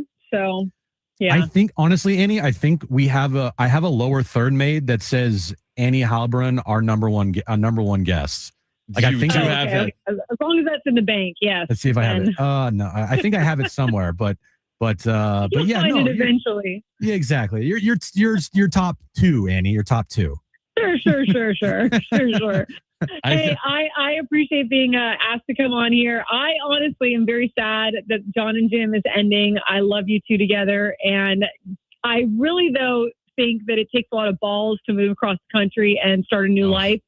So I am totally rooting for you, Jim, and can't wait to hear and see how it all goes down on Instagram, and really happy for you and your wife. So I think it's going to be a crazy new adventure. And I do think John's going to be calling you all the time to join the show. And I honestly don't think you're going to be able to stay away from the Padres because, you know, they're going to suck you in. Believe me. He's also going to be calling you a lot too to be on the show more. I'm calling Annie tomorrow. You're calling everybody tomorrow. Tomorrow, the next day. Annie and John starts at 2:01 tomorrow. So. Yeah, exactly. Yeah. I mean, I was going to say, I think we had Darnay on earlier, because he's he's #2 in our best friends or whatever. But we wanted to have you on after him. I'm trying of the people that have been on the show most. I mean, you guys are the top 2. I don't know how many the times. Tracker for Annie's up there as well. Yeah. The number of guest appearances. You're Her right. jersey there. is going to be hung in the rafters. That's for sure. That's right. Andy's jersey. Yeah, but you know, Darnay, you are correct. Like Darnay can speak to all the different sports, and you know, I did that when I was covering everything at the UT, but now I'm really just stick to Padres, and so you know, I get it. The whole you like Darnay because like he's cool, but then like you can jump around topics with him. Like he gives you a lot of flexibility, you know. Yeah, he's like a yo-yo. He can start. He can middle relief. I don't know if he can close. For utility, yes. Hey, but when it comes to like Padres centric, like I think Annie's got him beat there. I'm just gonna hear that, Darnay? What's up, Darnay? Appreciate that. I hope Darnay's listening. Yeah. He's probably not listening anymore. It's okay. Now, Annie, honestly, Jim, Annie, you've been so good to us, and you did text me when you found out the show was ending, or maybe it was the day we announced that Jim was leaving, and you were like so kind. You're like, I genuinely am going to miss this. I'm like, really? Are you being honest that you're really going to miss this? Like you thought we had a good show. Yes, and I always yes, I did, and I always enjoyed you two trash talking each other, but it wasn't forced. It was just like real, authentic trash talking of each other. Right. But you know, there was a little love there behind the scenes too. I felt like, and it was always a pleasure to listen to because also it was always funny when Jim would kind of go off the rails about something, and then you'd be like, what the hell are you talking about? You know, and it would be great, you know? So I definitely do. I think you guys have done a great show. It's been entertaining. It's been informative. Taken the deep dives when you needed to, but also kept it light when you needed to. So it's definitely, I'm going to miss it. And I think a lot of people are going to miss it. And I do wonder, like, if Jim's going to have to come on as like an honorary guest, every once in a while, or will that be weird for your new co-host, John? Like, there's a lot of, right. What if it's a lot Jim of things rival? to figure out here. Yeah, that's a great point. Like, Yeah. what if it's a big rival of does Jim? Who are your I have rivals? Jim? I have a rival. I don't know. Look, if you, I'll break the fourth wall. If you hire Scraby, I'm never coming on. That's fair. That's fair. Just That's hilarious. Scraby's catching strays there, I know he's always catching strays. So sorry about it. Like And by the way, if you also hire Fadden, never coming on either. Fair. Yeah, that's Fadden fair. and Scraby. Those are my two limits that I'm just not. I'm not doing it. But everybody else, I'll come on for sure. Yes, I will be a guest on the John Schaefer and whatever show. Is there anything you want to Remember rip when- Jim on, Annie, while you have the time? I mean, is there anything you've always wanted to say to Jim you've never said that you just wanted to get out of your system? No, it was always great to see Jim around Petco. Although, yes, you haven't been there recently, but back in the day, he would be there like 3 or 4 years ago. He'd be there and we'd catch up and talk shop a little bit. But no, I wish Jim the best. I will always laugh about. Remember when he pronounced that one like hamburger wrong or taco wrong or Bacchinator. Yes. The Bacchinator. That's amazing. What else did That was amazing. to that point, what was the read you did wrong for like 6 straight weeks? You just didn't bother to look it up. Anderson Plumbing. Oh yeah, It was I like did. Anderson Plumbing. We do burgers well. Like, I don't think that's the tagline. Yeah, And then he finally looked it up and said, "Oh yeah, my bad. I was wrong." Well, the read had it wrong. Like the read was wrong, There was and I something just about pulled up wow. Ron Burgundy and I just read what was in front of whilst. me. It was like whilst. Where whilst it was something with the word whilst, Jim, remember? Yeah, I do remember. And you know what? I will not miss doing those updates. I can tell you that, because sometimes I would just, go into it cold. And yeah, I would then read things like Bacchinator and whilst, and I'd have like no clue what I'm actually reading, but I just read it anyway. Ridiculous. Amazing. I will Ridiculous. miss those moments. But yeah, you guys should be super proud of everything you've done, and it's gonna be fun to watch Jim try to figure out the cold and being a Philly fan and all the everything. That I hope Jim doesn't get like beat up at a bar or something. Like Yeah, that's Isn't that sort of like, thing happen I am there a little, because I have like 49er sweatshirts and stuff. So like wearing those Yeah. around town, like I mean, it's not exactly the biggest rival of like the city of No, but Philadelphia. it's not, but still people would look at me like weird and whatnot. So yeah, I've definitely entered enemy territory a little bit here. So we'll see how it goes. But I hope I don't get beat up. That would be a win for me in Philadelphia. to not get beat up. And I think it could be fun for you to have so many different sports teams there. Like Philly's got everything. So Hey, I'm gonna cover the hell out of the Philly Union. I can tell you that their soccer Union, team. Hell Flyers. You could be our Flyers guy. I can be your Flyers guy. Yes, I'll be the Flyers insider. I need to get some. I need to know what's going on with VJ Edgecombe. We need to talk some Sixers. Yeah. No. Annie, appreciate you. I will be. Listen, I'll tell you, someone on speed dial for me is Annie. Okay, so you're going to hear a lot more of Annie on 760. I promise you that. If she'll come on the show. That's probably good news. Absolutely. Less of Jim and more of Annie, now that right? Jim's gone. Yeah. Yeah, now that Jim's gone, she's going to Yeah, come now on you guys more can have often. a great show. Yeah, that's awesome. Annie, we appreciate you. Happy New Year to you. Annie, thank you so much. Always appreciate you coming on, and we will definitely keep talking and stay in touch. And I really appreciate you joining the show all these years. Absolutely. I really appreciate you guys having me, and I'm wishing you all the best, Jim. Have a blast out there. Looking forward to watching the adventure unfold, and all the best to you and your wife and your dog. And John, we will be talking. So you guys take care. Have a great Happy New Year. I appreciate it. Thank you, Annie. Happy New Year to you as well. Look at Jim. This is the show of Jim's career. All right, we're here until 5:15. I didn't know work. It's great. It's great. This is great. This is just like, I don't know. It's been fun. Just All right, talking, don't go anywhere. We have much more in store for you. More boy. surprise guests on the other side. Jon and Jim, San Diego Sports 760, live on the iHeartRadio app.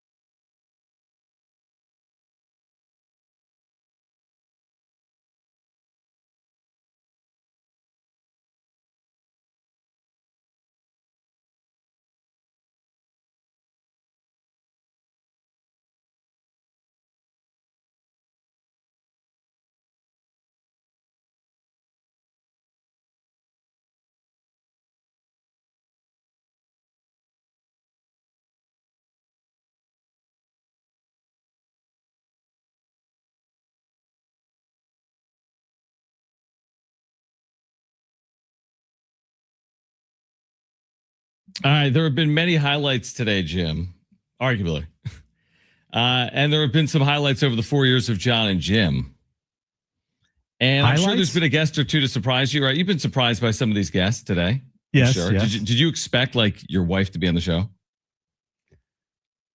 Kind of, but not really. Okay. She asked me this morning. She's like, "Is Jon going to do anything?" And I was like, "I have no idea." Jon normally doesn't do a lot. Right. You're kind of the planner among the two of us, but you're like the booker, though. I am, and I wasn't going to let you go out with like, "Hey, let's just talk about the game last night." All right, so we've had a lot of great guests on the show today.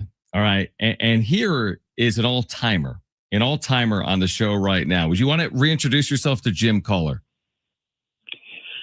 So I come back to San Diego and I find that my producer has got San Francisco Giants plates on his truck. Like, really? I'm trying to rid myself of my LA label and they hook me up with a producer that's knee deep in the Bay Area? Yeah. Hi, Steve. How you doing, buddy? What's going on, by guys? the way, Steve, Steve, you don't spend much time on social media, right? I text Steve this afternoon, Jim. I'm like, "Hey, can you come on? It's Jim's final show." He's like, "Where's he going?" Like, dude, he moved to Philly. He's been in Philadelphia for like a month. I now I find all this. Well, Jimmy, here's the crazy thing, Jon, about when I first came to San Diego. So, I get reunited with Costa. And so I go over to the Costa house, and as soon as I see Meg, his wife, she looks at him like, no, I do not want you hanging out with Hartman. He's a bad influence, not happening. So I turn to Jim. I'm like, "Hey, Jim, can I go to Padres games with you? Like, can you like take me to the games? Because I literally don't have any place to hang out. I was at a hotel. And Jim Russell's the man that literally was my only friend when I came back to San Diego. Wow. I was, yeah. We would go to movies together. We would go to Padres games. Like, we would drive in Steve's smart car down to the game. What kind of movies? Not smart cars. What's your car, Steve? You still have that thing? No, I finally laid that to rest after 175,000 miles, guys. I had that, I had 8 years of commuting back and forth every single weekend from San Diego to LA. That car was not intended to roll up $175,000, but the alternator finally gave out. I was just like, okay, I got to move on to another car. But yeah, we would see, any kind of movies. What's the hot movie out right now? So, he was like, we've got popcorn. We were like dating. It was pretty amazing. We were dating. Yeah, me and Steve were dating. So, Steve, when do you start? When do you start again with me? When's your next show? Are we tomorrow? Well, I mean, are you looking for a partner, Jon? I can be reunited. I can be had for a very small price. It's amazing. I come cheaply these days. Listen, it's been a crazy year here because I've been doing, I still have like a little place in Phoenix. And then I have my LA television, which I've been doing a ton of this year. And I do my national show on Sunday. But yeah, Jon, if you want me to be reunited, talk to Mary, talk to the powers to be. I don't want to step over Jim, though. I mean, I would leave that up to Jim Russell, whether or not I am worthy, because I want to be clear on this. You guys have been amazing. Absolutely amazing together. Way better than any show that I was involved with. Sorry, Costa. Sorry, Rich. Actually, sorry, Rich and Jon and I. Jon, you have found the right guy in Jim Russell. And Jimmy, I'm so proud of you, man. Everything you've done is just, I always love it when I see guys.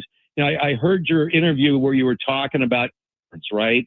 And, with Darren and, that's such a big part of it. People that start at the ground, work their way up, and for you to go where you did, from where you started to becoming an elite on-air guy, just really impressive. No, I really appreciate that, Steve. Like it was great working for Steve and with Steve, and then, becoming friends and so, that whole thing. But I remember the first day Steve came in, wearing a suit and tie, and said, "Oh, this is the great Steve Hartman." And right away, hearing Steve on the air, his style, I was like, this is my style. Like, if you ever listen to me on the radio, I hoped you would probably feel like you're listening a little bit to Steve Hartman, because I kind of took your, style of radio and kind of, try to make it a little bit of my own. So Steve Hartman always lived on through the Jon and Jim show, I would say. I love that. How long have you been? So, Steve, you've been on radio because you're still doing it, like you said, nationally. Steve is never going to. Steve, what would you say, Steve? Like, you're never going to retire. Just like your last shows, you're going to be, in the grave. Yeah, I said you'll read about my retirement when you read my obituary. That'll be my official retirement announcement. Guys, I have actually been doing sports talk radio. Come February, it will be 37 years. Oh. 37 years of doing sports talk radio. And honestly, sure, I haven't always been doing Monday through Friday, but at least some day of the week, I have been on sports talk radio every week for 37 years without a break.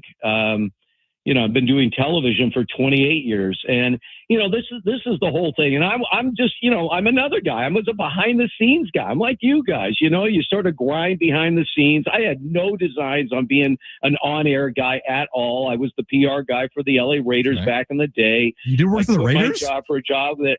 Yeah, I left the job 4 months into the job. Now I was unemployed, and I started working a little radio station on the Redondo Beach Pier with a mentor of mine, Bud Ferrillo. And then, we got that freaking phone call from San Diego in 1990 that wanted to try to create, WFAN on the West Coast. And my partner was their target, but he actually wanted to get paid. And I was like, I'll take anything. And that was it. And the rest was history. So, I've seen a lot of changes in sports talk radio, but what you guys do is really where it's at. You got to be on social media. You got to be able to go through different venues and everything else. And that's where you guys are kicking ass. Well, the show's now. Well, the show's over. So. Now we're still going to do. Now, Steve, to your point, we're still. We do like the YouTube wrap-up show on the Padres, and we're still going to do that. It'll take on a little bit of a different feel since Jim is 3 hours later out east, so we're not going to do it after every game. But we're still going to do shows together with the wrap-up show. But you're right. You got to be where people are, whether it's social media or YouTube, radio, TV, like you've done for all these years. 37 years. Seriously, this is turning into Steve's. Steve's final show. But well, no, I tell you what, guys. When my first great loose cannon partner, Chef 40, passed away in 1996, almost 30 years ago, and I started getting all these letters. This is long before social media and everything else, and it really hit me on how radio is so much different than television, guys. Television's a visual. Radio's very intimate. And you forge those relationships with your listeners. And, Jim, I know people have been reaching out to you about your news and everything else. And, and I'm sure it hits you, right? It's like, wow, yeah. These people make us a part of their day every single day. We talk about those P1s. And it really, to this day, blows me away. It really does, that people have that kind of connection and you literally become part of their lives. And it's tough, when somebody leaves for whatever reason. And, it reminds you again that, people, my dad used to say to me, he goes, son, talking sports is not exactly a job. No. And I used to say, well, you're right about that, Dad, but it's a hell of a way to make a living. But you are serving people. You are, because you're entertaining people, you're informing people, and that's what this is all about. And I'm just happy that Jim has had this opportunity, especially in San Diego, being a Bay Area diehard 49er Giant guy. Look, I know how it is, Jim, because you knew I was an LA guy, and I had to rid myself of that and convince everybody I'm all in with San Diego. Love the city. Love it. Well, Steve, you've done more than your part on this, the Yes, the you roast have. of Jim Russell. Man, it's good to hear you're doing well, man. Every time I hear your voice, it is great to hear your voice. It's on great to radio. hear Steve because he sounds the exact same as he sounded 25 years ago. 100%. It's Steve Hartman, and he will never age, and he'll always sound the same. Well, Jimmy, I want to wish you and your beautiful bride all the best. I know you've gone through some tough times, but I know you're going to do great. And, here's the thing. I've always told people this, even though I was an LA guy, San Diego is near and dear to me. San Diego will always be a part of who I am, and I'm sure you feel the same way. Absolutely. And for all your listeners out there, believe me, the Jim Russell you've been hearing on the air is the same person. One of the all-time greats. San Diego's so lucky to have you, Jim, and San Diego's going to miss you, but yes, I will walk over you to get that job. 100% you will. I know you will. Yeah. Jim who? I'll see you tomorrow. You know where the station is. Thanks. Thanks, Steve. Appreciate you, man. Thanks, Happy New Steve. Year. All right. Love you guys. Love you too. Love Steve you, Steve. Hartman. I remember the first day I got here, I'm like, that's Steve Hartman? You know, you hear his voice your whole lifetime because he's doing national radio for forever. And I walk in, I'm like, this Steve Hartman's just an older version of me. He's just like a guy with like jet black hair, you know, the part. It's Steve. It's crazy. Now that, I mean, obviously before you were doing Aztec stuff, college football is your number one, and college sports, like college basketball as well. But could you imagine a John and Steve show now that you both have Heisman votes? Oh my gosh, it'd be incredible. We have like 10% of all votes. You have so many votes on one show. 2 of 850, I think, or 835. That'd be amazing. It's a great idea, Jim. You can call it the Heisman voting show. Oh my gosh, that would take off. It would really not take off. That would just be funny because do you remember how like protective Steve was with that to where I can't tell you anything because they might take the Heisman vote away. Yeah. And John's just like, oh yeah, I don't care. I'm going to vote for so and so. I'm just like that. No, I don't disclose my vote. I don't think, but I also don't make an annual segment. I asked you, and you're like, I'm not telling you. That's right. That's exactly right. Like, I'm not going to go tell anybody, even if I did. I mean, you told everybody that I was leaving months in advance. I did. Anyone that would listen to me, nobody seemed to care. All right, we're going to continue the final Jon and Jim with Jim. I'll still be here tomorrow beginning at 2 p.m. This is the final Jon and Jim with Jim. He's been DFA'd if you're watching on YouTube. Yes. We're here until 5:15. Monday Night Football coming up on San Diego Sports 760 at 5:15 between two NFL teams. Stay with us.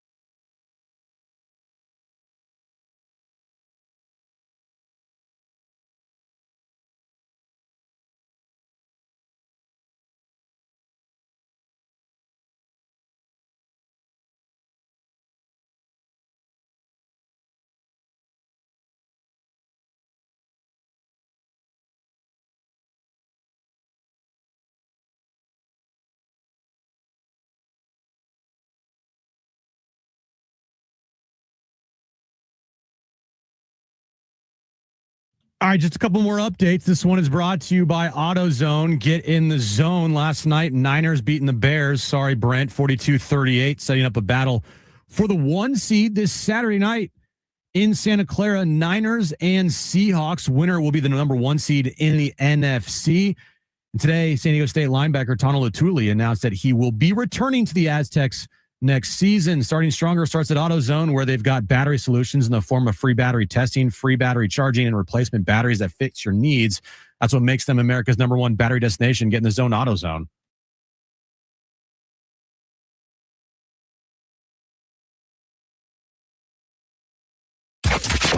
Getting you all set for that drive home. Let's just start the show. Here's Jon and Jim. All right, San Diego and Southern California, what's going on? This is hour 3, the final full hour of Jon and Jim ever. Because that must be music to your ears, Jim. No, it actually kind of hit me a little bit. It hit you, man. This is the final full hour. This is when things get real. Now at 5:15, we have the showdown tonight between the Rams and the Falcons for you on San Diego Sports 760. So we have that coming up. We've talked zero sports. I'm sorry, we're not doing it. It's Jim's final show. We'll talk sports on social media or wrap up show tomorrow. And what is AJ Preller going to do? Whatever. We'll get back to that. Now, I want to say this as our next guest joins us. Every single one of the guests today joining us, I reached out to directly, except this individual who reached out to me. So, caller, please introduce yourself to Jim. It's your replacement. Oh my God. Ben Fadden. Hang up. Just hang up the phone. So I have a serious question for Ben, who honestly I appreciate you reaching out, Ben, because I know Ben's a loyal listener of this show and supporter of the wrap-up show. Serious question, Ben. Have you applied for this job? No, I have not. He doesn't want to work in sports radio. Come on. That's hilarious. I think I've learned. Speaking of that, I actually did, because policy, you have to put this, a job opening online, right? Did you apply? No, I did not apply, but I did see that a lot of people did apply. So, yeah, a lot of people want that job. Good luck. Sports talk in San Diego? Seriously, just say that out loud. What Jim has had the chance to do. What Ben does with his content. I mean, talking to San Diegans about sports. Tell me a better job in America. It's a top market. I know that there's only one really major sport in town, but it's a top market in the country. And what better place to do it in than San Diego? It's 75 and sunny every day. I'm starting to realize how obviously I knew how amazing San Diego was, but living where I'm at now, it's oh, this is not San Diego anymore. Dude. I know. So what do you want, Ben? A lot of people applied for the job because they're talking to Jon. They're not doing it with you. That's the thing. Wow. There you go. Okay, touche. I get you. So Ben, what do you do now? You're doing all your content, obviously, but what else are you doing? I mean, what's the future? I want to know about Talking Friars. He's trying to come for our spot in the wrap-up show. What do you come? Are you going to be doing wrap-up show post game? It's they're not doing it after every show. I'm going to do my show. Yeah, coming for your spot. Yeah. Okay. Well, I mean, we'll see. I'm going to be here, of course. You're not moving to Philadelphia. I can't see that. No, I'm definitely not. No. Not moving to Philadelphia. Talking Phillies, new channel. No, Philly, Talking Phillies, exactly. WIP. Are you going to miss anything about this show, Ben? Oh no, no. I'm not going to miss. No, not going to miss Jim's terrible updates. Him not paying attention to what you and Brent have to say. Trainwreck Radio. His McDonald's updates at 5:50. Yeah, no, nothing. You know that, Jim? That's awesome. Thank you. Thanks for joining the show, Ben. You can. No, you're not. Yeah, nothing. Just gonna miss absolutely nothing. It's okay. Yeah. Is there anything you've been wanting to tell Jim? Jon still.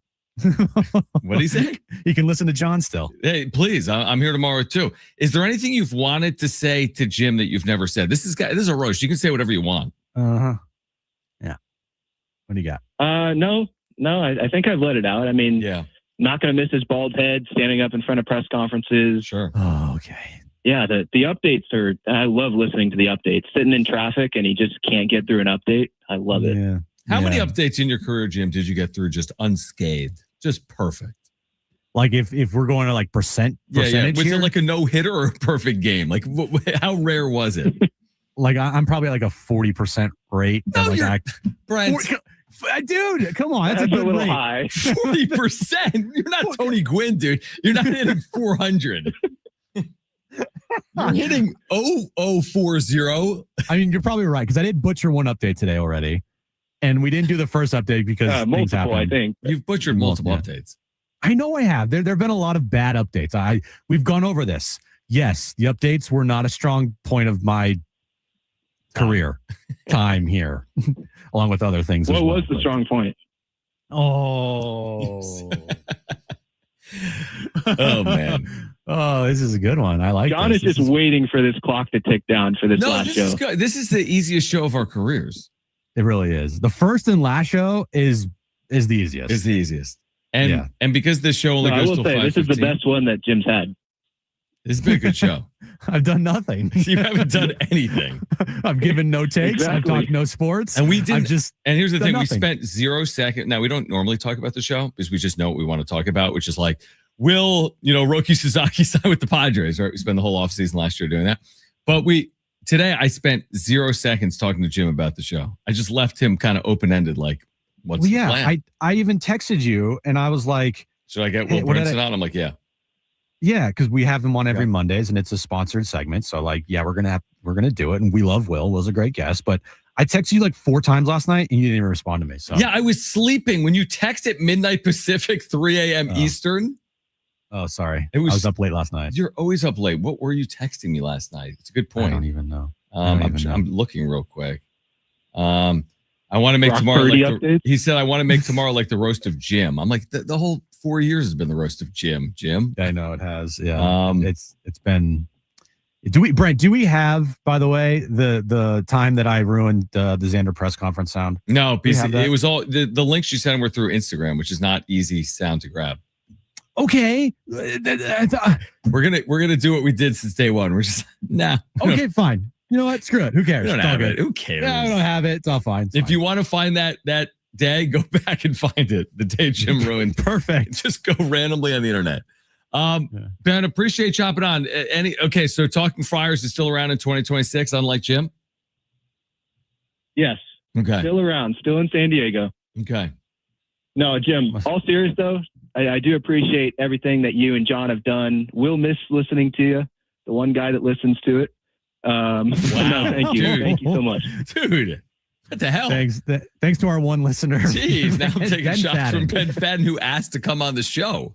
Yeah, I know. He texted, I'm really like, brought perfect. it. He's like, hey, what time can I call in? I'm like, perfect. I have one spot open. You can come on 4 p.m. Oh, perfect. Thanks, Ben. Appreciate you, man. Buddy. Appreciate it. Have a good one, guys. If you're looking for a job, iHeartRadio.com/careers. Okay. Which Do you have apparently any text or like no text today? we've had a few texts. We haven't really been calling for them. You don't have access. So I sent you 3 or 4 texts that rolled in first segment. 619 just said, sorry to see you go, Jim, but nothing but the best wishes to you and Aaron in your new adventures. So yeah, a few people have texted. If you want to say your goodbyes to Jim on the text line, 70470, start it with the word team. I see Dave has been trying to call in. Oh, we got to get Dave. Dave, if you want to call in, if you're listening, call back right now because we'll have a few minutes if you want, or we'll squeeze you in somewhere for a couple of minutes. So if you want to weigh in, 70470, start it with the word team. I don't know if anyone's been on the show more than Dave, honestly. Dave is our number one caller. That is for sure. Yeah. I did appreciate this tweet from Josh earlier in the show. He said, I loved hearing from, quote, Jim's possible hostage / date girl / relationship girl as the first phone call today. Yes. There was a while where we're like, does she exist? Remember she appeared on the wrap-up show, like her arm at one point?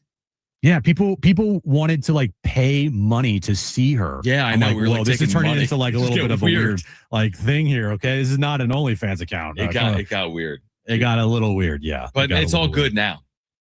Yeah, at least, she stuck around. So it wasn't like a weird, like, oh, this random girl that I wouldn't show. Well, to introduce her to the listeners, it couldn't have just been like a fling. You know what I mean? That's like introducing someone to your kids. Like, it's got to be serious.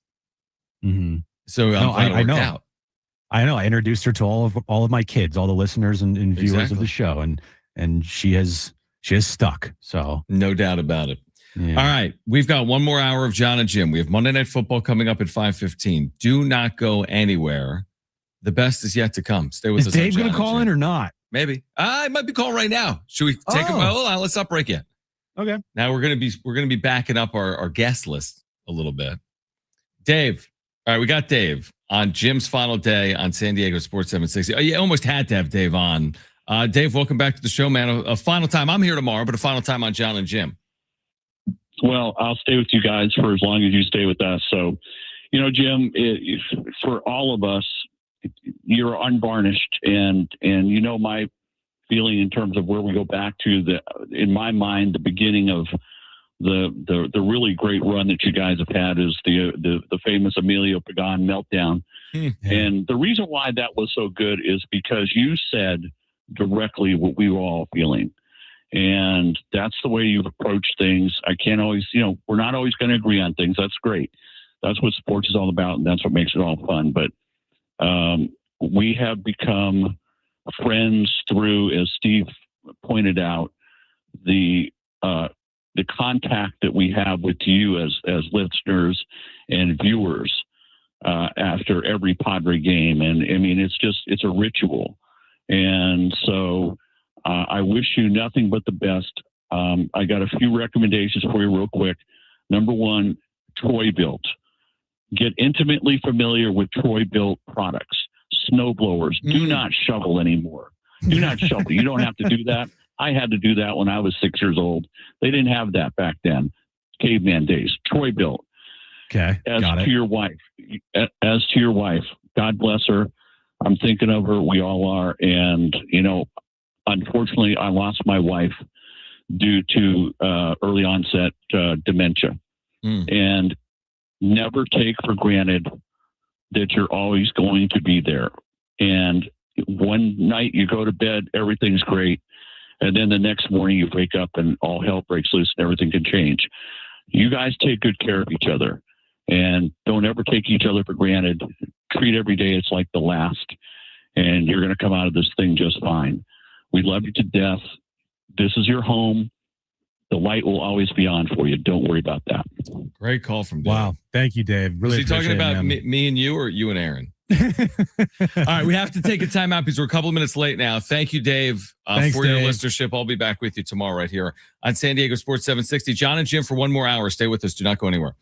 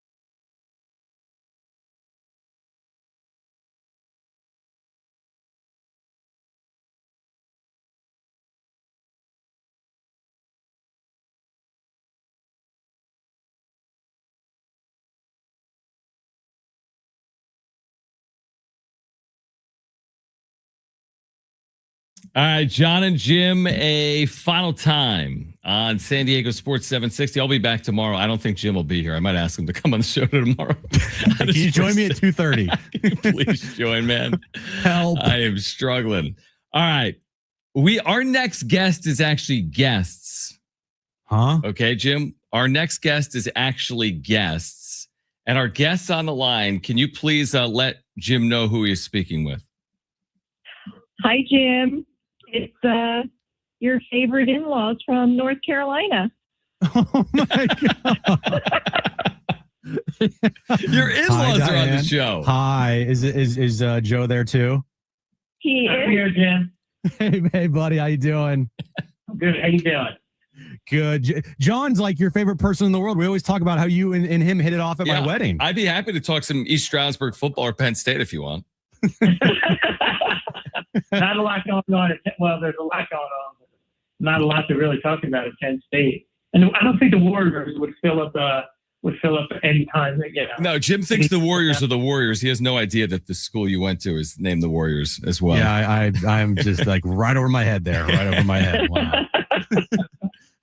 So how you guys doing? Well, we're doing great. How are you surviving the winter weather out in Philly? As you know, it's definitely a shock. But we're getting through it, as you know. So yeah. You've really been hit hard this year. But we just really, we wanted to tell you how proud we are of you making this monumental change here. And we're really proud of you, and as a parent, taking Erin and her feelings into consideration, and just doing what you think is best for both of you and your future family. So we're really grateful for you, Jim. We couldn't have picked a better son-in-law. I'm happy for you. Yeah. Well, thank you. You got me. Picked a bet. Oh, you got Jim. You got him. You got me. You got him. No, I appreciate it. And we don't want to get the band together in San Diego. The in-laws come to Southern California. Jim and Aaron move back. There's no snow. Yeah, I mean, come on, guys. Bring the band back together. Well, they just built a house, so it's a little difficult, but can move a house, get a truck or something. No, I really appreciate it, and I could not have picked a better family to marry into. So yeah, it's great. I'm kind of speechless right now. Yeah.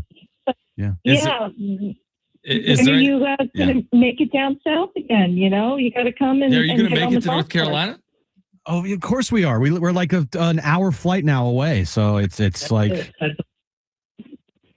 I thought he was going to say we're an hour drive. I'm like, dude, you have no clue about geography. It's a problem, as everybody knows. It's a problem, but yeah. So no, we'll play a bunch of golf, and we'll get out there, so everything will be good. So this is where are you guys in North Carolina? We are way down south on the South Carolina border. It's in a little town called Calabash.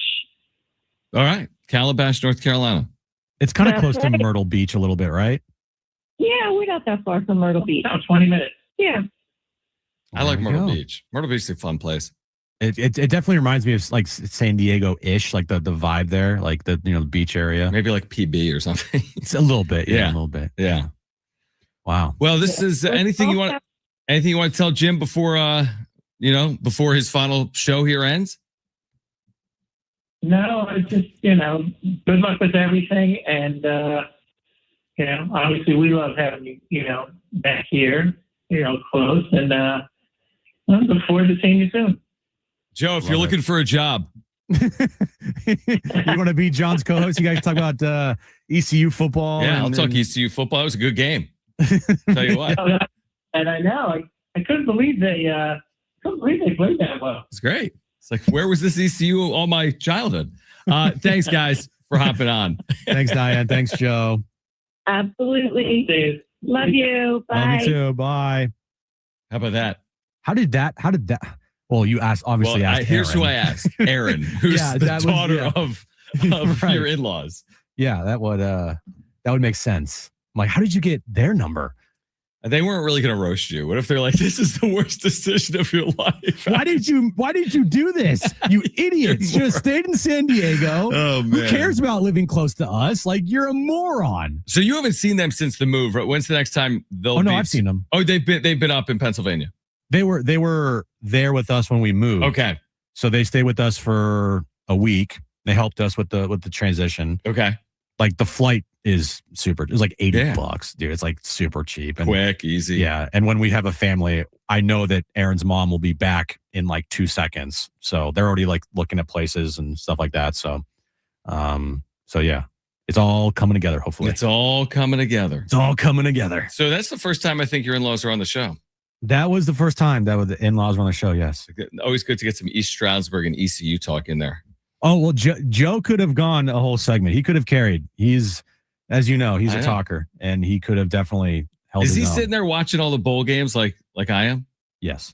He watched the ECU game in its entirety, probably. Dude, did you hear him there? 100%. Yeah, He knew exactly what happened. Aaron's an ECU graduate. Did Aaron watch ECU?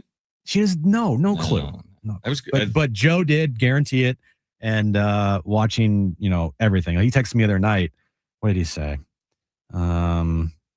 He's like, wow, nice win after the Niners game. That's amazing. Yeah.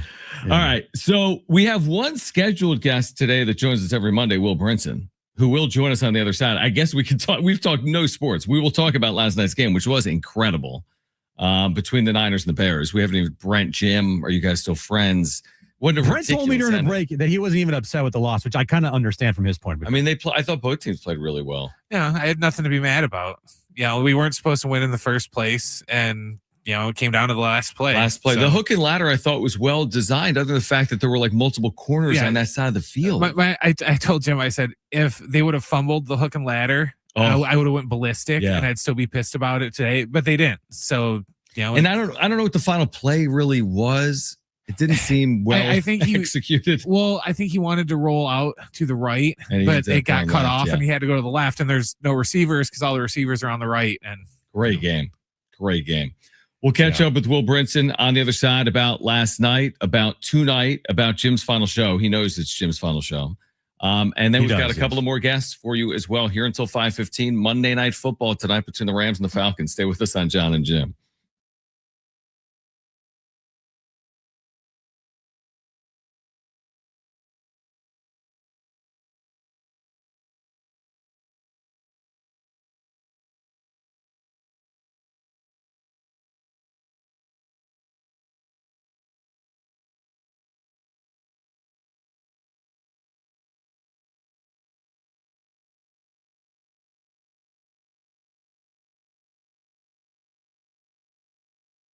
All right, hey guys, it is Schaefer again, and there is no better time than now to get down to your local Toyota dealers. We've been telling you, new vehicles arriving daily. We're talking about their most popular cars, trucks, and SUVs. Whatever kind of vehicle you are looking for, hurry into your Toyota dealer today, or make sure to head to Toyota.com if you're looking for a great deal on a new Toyota. There you can check out all the latest offers and search inventory.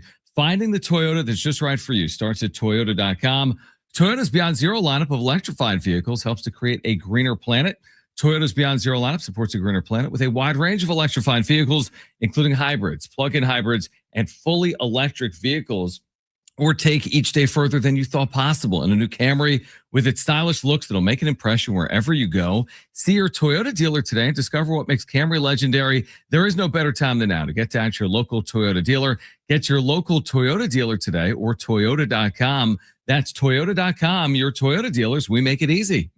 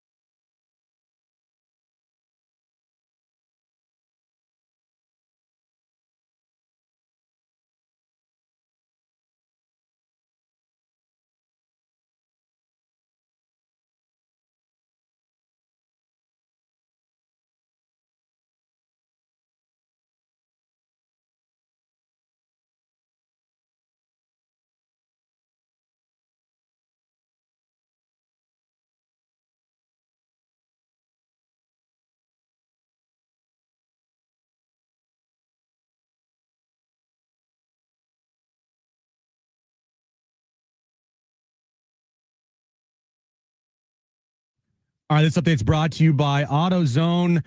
Get in the zone last night. My Niners beat the Bears. Sorry, Brent, 42-38, setting up a battle for the 1 seed this Saturday night at Levi's Stadium in Santa Clara. Niners and Seahawks winner gets the 1 seed in the NFC. And Tano Latuli announced today that he will be returning to the Aztecs next year. Starting Stronger starts at AutoZone, where they've got battery solutions in the form of free battery testing, free battery charging, and replacement batteries that fit your needs. That's what makes them America's #1 battery destination. Get in the zone, AutoZone.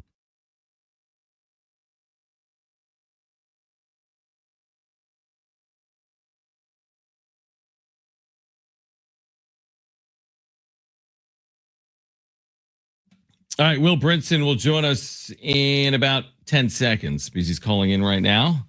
Our NFL insider from CBS Sports. He's done a great job with us all season long. He'll be with us to cap off this 2025 season as well once Jim departs, right? Will's still coming on. I don't know if I've asked him that, but that's part of the deal, right? Yeah, it is. That's the gig. That's the gig. He's our NFL insider. The show goes on, right? The show goes on. The show is going to go on. We have tomorrow on the show. I'm going to do it from 2 to 4 from San Jose. Jonathan Rifkin, whose first name isn't Jim, so that kind of messes up the show. But Jonathan is going to do 4 to 6 tomorrow. But it still could be like the John show, J and J. It is for the day. It is for the day. For the day, yes. And you're going to hear Jonathan's going to be with me a little bit. I'm going to be traveling with San Diego State basketball. I'll probably be doing shows from like the back of a Southwest flight at some point along the way. Probably. As long as you have equipment, they'll tell you to do a show. I'm going to have the equipment. So yeah, the show will be back tomorrow. It just won't be, it'll be John and TBD. Now, do you have all the graphics or is that a problem? Well, real quick on that. I need help on the graphics. Because right now everything's like the John and Jim show. Right. But here's what I do have. I'm sure I'm going to mess this up. It's going to be messed up. I messed it up. You're going totally I knew you would. All right. We'll get back to that in a moment. Will Brinson. Yeah, I need Jim's help. Will Brinson's back with us on the final day of John and Jim with Jim. Now, Will be with us throughout the rest of the season right here on San Diego Sports 760. Is it going to be hard, Will, to go on with Jim Russell walking away from Sports Talk Radio? Yes, absolutely. The more difficult part for me is that I just had to do a very quick CBS video stream, and power in my neighborhood, thanks to heavy winds, just went out. So I did it from a laptop with candles lighting my background. What do you guys do? Where do you live? You're in North Carolina? You're in North Carolina? I'm in Raleigh. Yeah. What are you guys doing? Jim just moved to Philadelphia. You're in Raleigh. San Diego's awesome. Come on out. It's 72 today. Yeah, I don't. Yeah, it's like it was 72 yesterday and 43 today, and now it's like really windy and there's no power. I don't really have a good excuse for at least I'm not leaving San Diego. I've never gone to San Diego, but I never went there and it was like, no, this is too nice. I'm out. Yeah, that's me. Raise my hand. I left San Diego, but for obviously, good reasons. Yeah, but we've gone the entire show without talking about sports. So we need to actually talk sports on the final day, and no better person to have on to talk NFL than you. And my Niners last night picking up the big win over the Bears. Brock Purdy's on an absolute heater right now.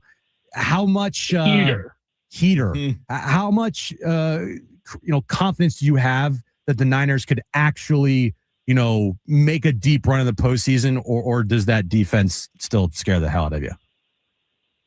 Yeah, I mean, the defense obviously is a huge problem. They've gotten lit up by Phillip Rivers and Caleb Williams the last, 2 weeks. And I think it's one of those things where it probably comes down to if they can beat Seattle. I think they're a 1.5 point home dog next week and get that 1 seed.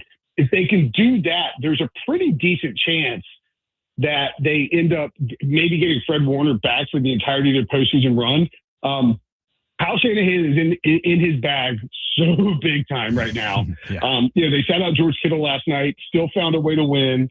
I think it's a tough thing to balance with Kittle, particularly this coming week, because you don't want him to get too rusty, but you want him to be healthy for the postseason. If you can beat Seattle without Kittle, like all of a sudden, and maybe they even sat him out because they wanted him for Seattle. We'll see. But, I just think if the bye is more important to San Francisco than any other team in contention for a bye on either side of the bracket, because they have guys that they can get healthy. No, at the same time, you can make the case that like this offense doesn't need any time off, right? Like, they cannot be stopped right now. I just think that the defense, as well as it's played under the circumstances, if they get a bad draw, and I'd have to look at the exact matchups. I mean, I guess technically they could get like I don't think that they would want to face the Rams right now. You know what I mean? Like, and maybe Seattle's a team that they would have to deal with them in the first round. But like, who knows what that defense would look like against Philly? We've seen what it looks like against Chicago. I think that they would be fine if they ended up, in a situation where they had to play the Panthers or the Bucks because those offenses can struggle. So like, you can kind of cut both ways on it, but whether but I think the important thing is like, even though it sucks to, stop this hot streak for this offense, it's the type of offense that doesn't run hot in the sense that it's just sort of a bunch of guys making plays. Like, to me, Kyle Shanahan can take a 2-week break, and that actually, it's like Andy Reid. It helps him. It's going to give him more time to scheme up. He knows he's going to play.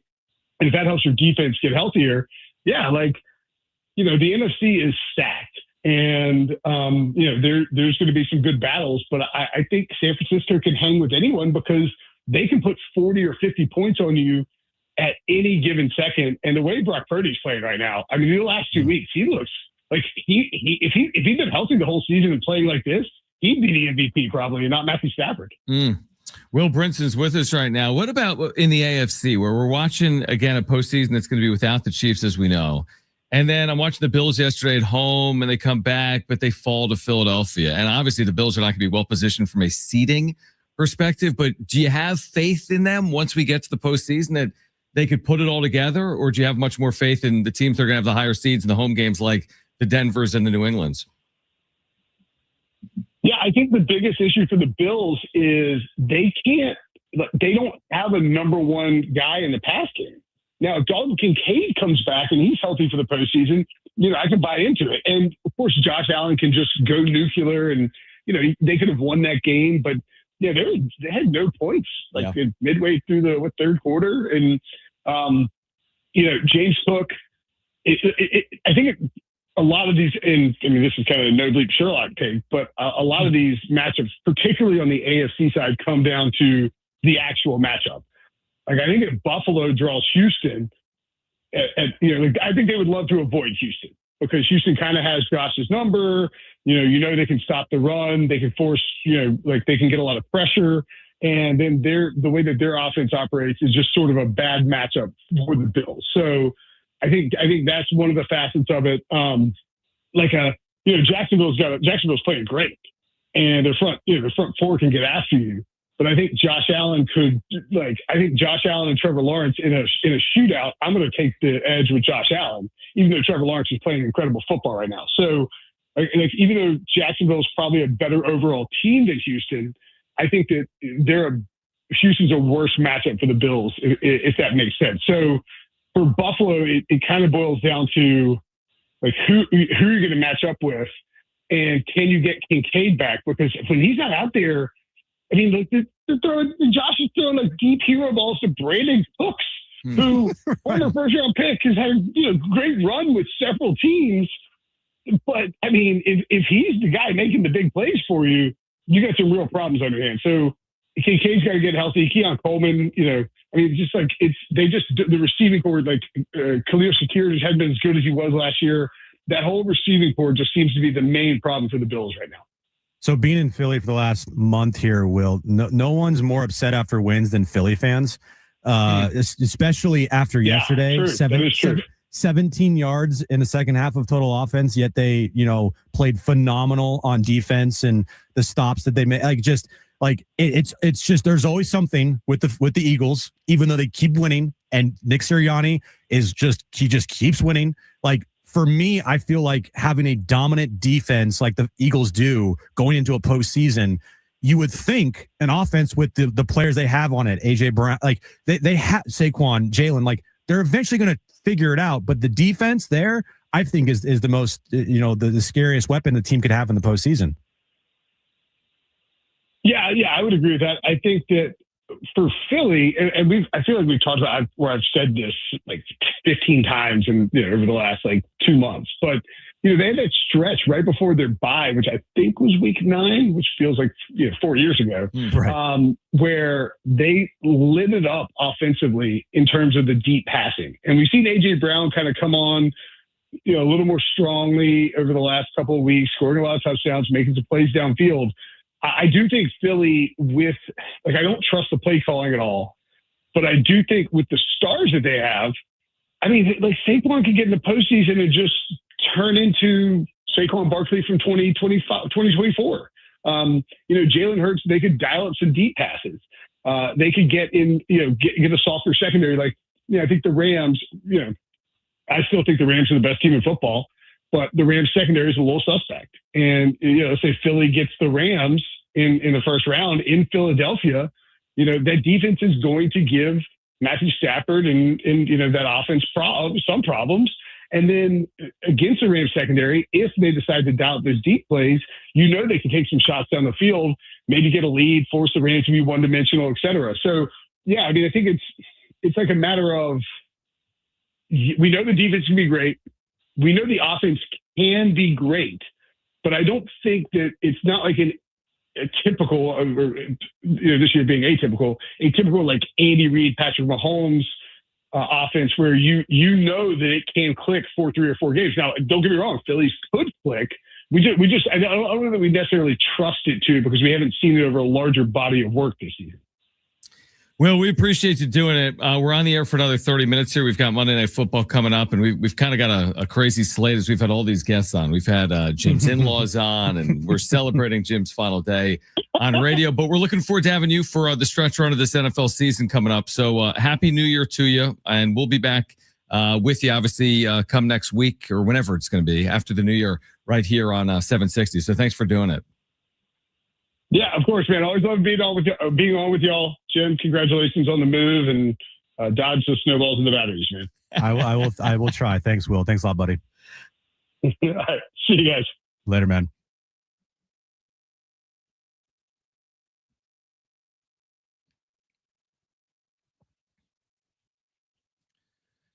We've got 2 more guests, and the next is on the other side of this break. Stay with us. The final edition of Jon and Jim continues. Stay with us.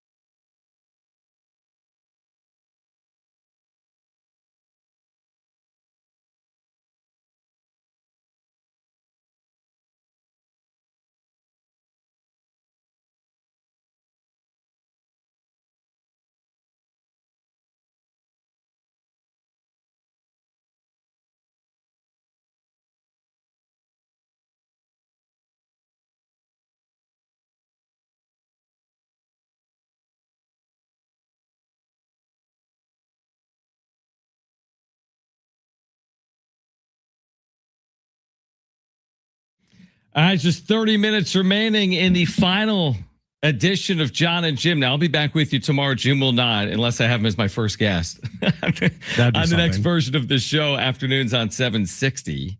But we've had so many great guests here today. I thought we had to have this guest with us here today. So if you wouldn't mind reintroducing yourself to Jim. Jim, what have you done? Hold on. Do you know who this is? I'm a little bit at a loss right now. Come on. How about this? Are you a freaking moron? Why would you do that, Jim? There we go. Is he the only person, Brian? This is our former program director who probably hired Jim like 6 times in his career. Yeah, exactly. Jim does have the dubious honor of quitting me and then getting hired back. But I want to tell you how the quit went, John, because I don't know if you've ever heard that story. Okay. He walks up into my office, and I had then Kyle Englehart was my assistant, and Jim sits down. He's like, and he's really like professional. You could tell he'd rehearsed it. He was ready, and he slides over this piece of paper that he had written this, saying he's leaving, and he's like, "What tell you?" And he starts bawling like a 3-year-old, and I'm like, "Okay, hold on. It's gonna be okay. It's a $10 an hour job. You're gonna be just fine." That's hilarious. You cried in leaving, and then you hired him back, Brian. Yeah. Then I hired. Well, the hiring back was a gambit on my end. Darren Smith was looking for someone to do his show, and so the guy that used to be there, which you guys know, Jordan. He's like, I got to find a Jordan. I'm like, well, I know a guy. And so about 3 months after he's there, he's like, he's nothing like Jordan. I'm like, they're kind of the same height. Or something. Same height. Take away the professionalism and the even keel of Jordan, and they're the exact same person. Like you're looking in a mirror. Yeah, it's like the same, but it's the complete opposite. It's the same, but the opposite. Yeah, exactly. Oh my gosh. So I got to tell you, when I found out you were leaving, Jim, they were like, he's moving to Philadelphia. And I was like, did he screw this up too? Because it wasn't Aaron's family from New Jersey. I was like, did you mess this thing up too? They are from New Jersey. They lived in a town called Robbinsville, but where we moved, it's like very close to that. So like her entire family, like aunts, uncles, and like best friends that she grew up with are like all in the same area. It's like 20 minutes away from where she grew up. So I didn't mess it up, Brian. Yeah, but Brian, who has ever done this? Like you're from the Midwest. Like you did the right move. Right. You went Midwest to Southern California. I'm from the Northeast. I went Northeast to Southern California. Jim decides to go from is there a bigger culture shock than doing what Jim has decided to do? It's a bigger downgrade than going from San Diego to Philadelphia. And especially in December, of all times to go, like at least in the summer, you might be able to kid yourself for a while. It's like, oh, it's really nice. It's really nice. The Liberty Bell, this is great. You go in the middle of winter. I mean, how cold is it right now? Dude, the shock that I have experienced so far in just a month, shoveling my driveway of snow has definitely not been something I was going to ever think I would ever be doing. And then shoveling ice yesterday was also a little bit of a shock to me. Right now, Brian, let's see here. I'm looking up it's where I'm at in Bala Kenwood. It's 30 degrees. So my. Well, you've messed up. Definitely proven that you love your beautiful wife, Erin, because that is definitely, you're going to be thinking about it for the next, John, what is it, 4 months there? It's going to be cold for the next 4 months? It should be warm by the 1st of July. Yeah, I got the problem, because Brian, you know this, in Midwest, it's like you go from winter, and then all of a sudden it's raining every day, and then there's no spring. It's like 106 with humidity. Yeah. There's two seasons, scoop and swat. You're either popping mosquitoes or you're shoveling snow. That's all it is. That's exactly right. I'm really looking forward to the 2 days out of the year that are like San Diego weather. So, yeah, well, you'll definitely get it. Listen, man. I want to tell you, all kidding aside, you are one of the guys that I look at, and I was in a people don't know I took this other job, and I happened to be talking to someone who's in the industry, and he said out of nowhere, he goes, "You know who does a great job? Those guys that do the wrap-up show with the Padres. They do a great job." And he didn't know that I had hired you two. And I was like, "Yeah, they do a great job." And he goes, "You know what I really like about them? The one's sensible and the other one takes a hard stand." And I was like, "Well, we don't need to go any further who he's talking about Which right one's now." which? I thought you were going to say, well, yeah, I was talking to somebody and they said, "You know who I really like listen to? That John Schaefer guy. If you He's could just amazing." get Jim out of there. Yeah. I got to be honest with you. I'm worried about John. I mean, I swear, man, I'm worried. Your whole half your act's gone out the door. And I don't mean about the Jon and Jim show. I mean, like, how many times do you say a show you're an idiot? I That's know. the dumbest thing I've ever. It's going to be like when Daryl Hall and John Oates split up. It's like, oh. Someone said that in the chat. That's yeah. Yeah. What am I supposed to do? I'm going to tell myself I'm an idiot because I've been talking to myself a lot. Right. Yeah. Brent won't have it. He'll just flush I it. know. He won't have it. He'll fight with you.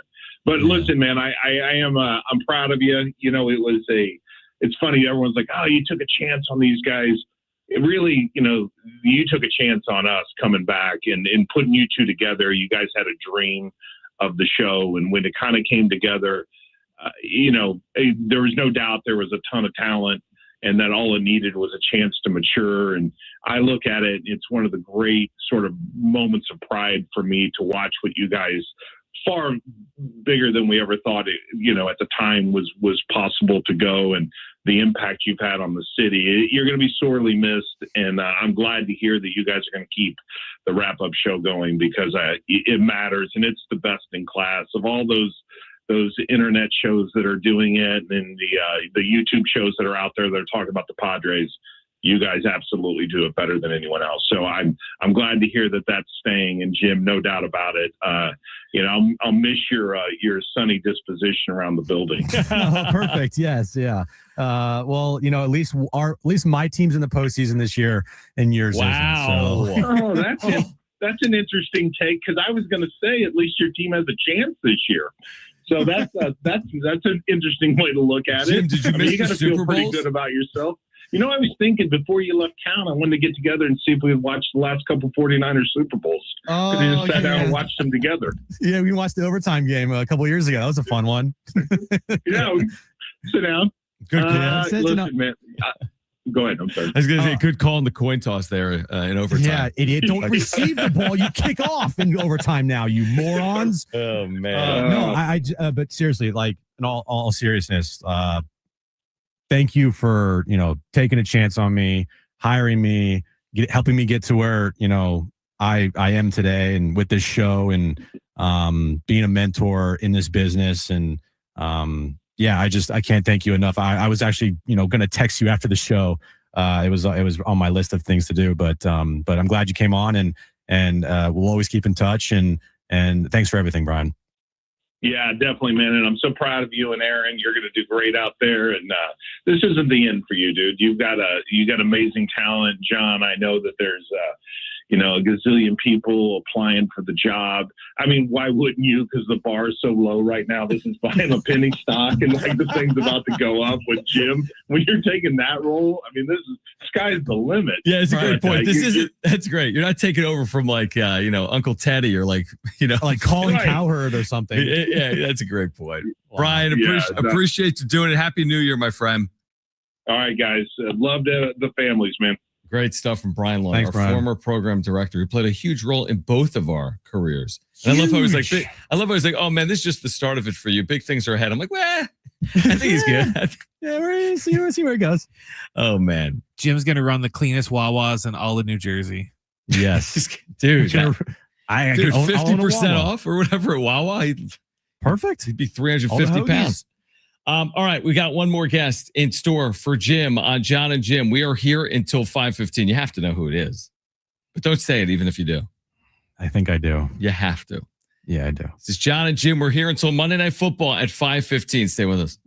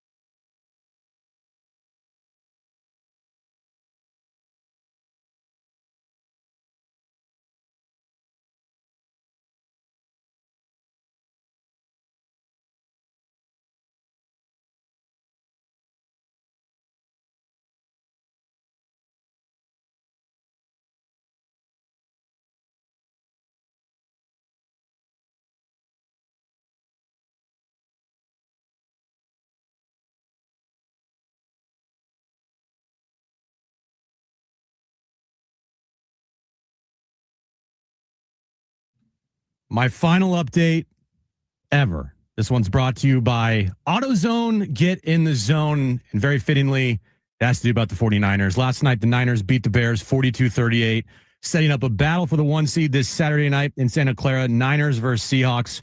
Winner gets the 1 seed. Starting stronger starts at AutoZone, where they've got battery solutions in the form of free battery testing, free battery charging, and replacement batteries that fit your needs. That's what makes them America's #1 battery destination. Get in the zone, AutoZone.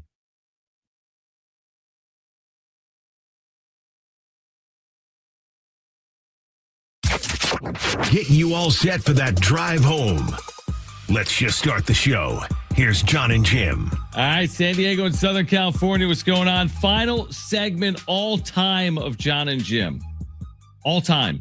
All 4 years of time is right now. We got Monday Night Football coming up in 13 minutes. We have one final guest. You have to know who it is, Jim, would be my guess. Since we've had Aaron, and we've had your in-laws, and we've had your friends from home. We've had people from radio. You have to have an inkling as to who. Do you want to take a guess before we welcome this guest onto the show? Who do you think would be joining us right now? Is it Chris Hodge? Stop. Hi, Mom. Hi, Jim. Hey, Mom. Hi, Mom. I was going to say, I've known this person since February 5th, 1989. Where is it, Jim? I'm here. Oh. I'm here. Don't worry. Just keep talking. You're good. I thought I screwed up the phone. No, you're good. Don't worry. Who have you You're all known good. since January 5th, 1989? She's like, his name was. Yeah. Well, I've listened to the whole show. I've listened to 90% of all of your shows ever since you were in college. I know, Mom. Thank you. Well, now you got some time. Jon, I just want to, well, no one has thanked Jon yet. Jon, this was really nice of you. Thank you for doing this. Of course. Please. My pleasure. Someone else is here to say hi to you too, Jim. Okay. What up, bro? Okay. Hi, Patrick. I'm here. You can't I say think we any should end bad your words on the final radio show about me, talking okay? About that great Laker win over the Kings last night. Wait, what'd you say? Can you not even hear me? No, I got you. I was talking. What'd you say? I feel like we should end it by talking about the Lakers, your favorite basketball team. Yeah, let's not do that. No, we'll not do that. I was saying you can't say any bad words on the radio, Patrick, just to let you know. But you're all good. No, that would be your mom.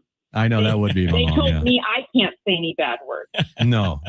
I learned from the best because when we're not on the radio. I did teach you how to cuss. Yes, you did. You That's know. hilarious. As if I've ever met me off the radio, I curse like a sailor. So Because I was raised by two sailors, and so there you go.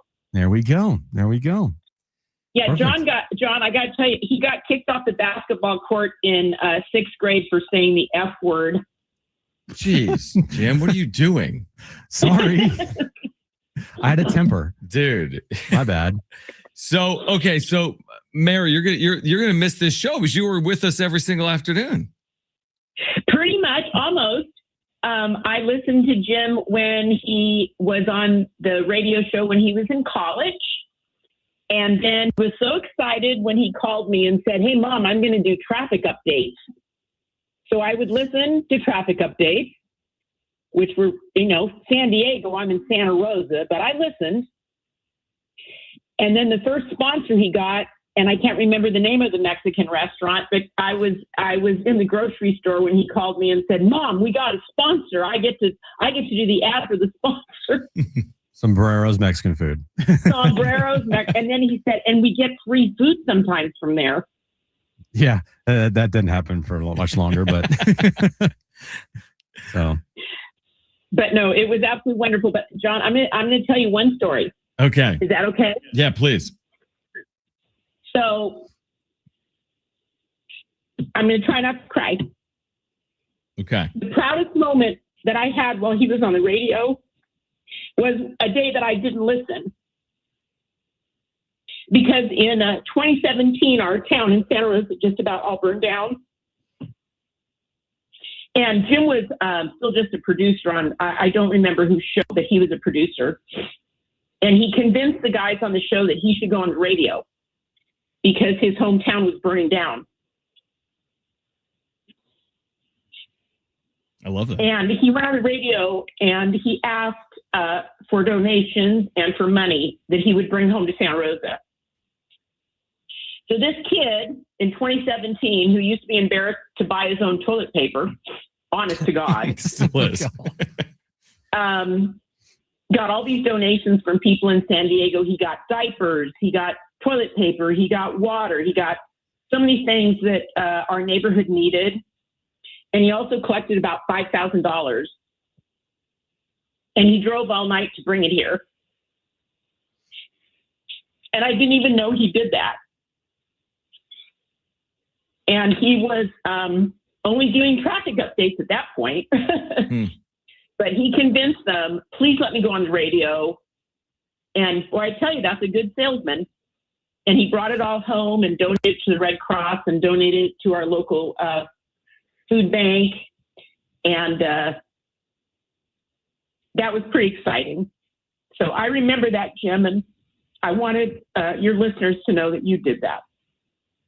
Thanks, Mom. That's an amazing story. I didn't know that. That is amazing. Yeah. Yeah. I'm kind of a good guy, I guess. And I just cracked up that he had all this toilet paper and diapers. And I thought, oh my God, he didn't like even looking at that kind of stuff. It was so funny. And I didn't even think he was using diapers at that point. No, yeah, I just started, yeah. Yeah. Sorry, I had to light. He didn't bring Depends, but No. Well, Mary, anyway, I've loved listening to you, and I've loved listening to all these people, and Diane and Joe and Aaron and everyone. So, John, this has been wonderful. Thank you. Well, we appreciate you joining us. We had to have you for a final show. We're going to miss all your food, by the way. So you're welcome anytime. I might send you cookies anyway, John. Perfect. Brent will take them. Thank you, Mary. Okay. Thank you, Patrick. Appreciate you, Mom. Love appreciate you guys. All right, I'll talk to you later. Thank you. All right, so things got a little real there, Jim. And we had it pretty light and airy and free the last 3 hours, but got kind of real there. You good? No. Not really. I mean, listen, it's not the end. We're, I know. Show. You can come on anytime. You can come on tomorrow, and I'm not kidding. I know. It's not the end, dude.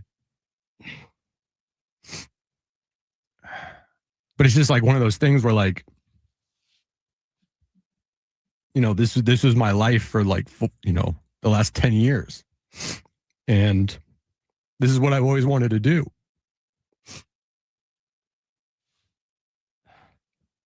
You did it. No, I know. And while it's, tough for me to leave, and I'm happy that I got to live out, like my dream of talking on the radio about sports. And I set my mind to it when I came down to San Diego in 2011. And I never thought that I would do this. And I never thought that I would connect with so many people. And to see the amount of people that have reached out to me, it hasn't hit me, but it will. And I can't thank everybody enough for, making me feel so loved. And, I want to, it's just obviously thanks to iHeart and, thank you to Brent.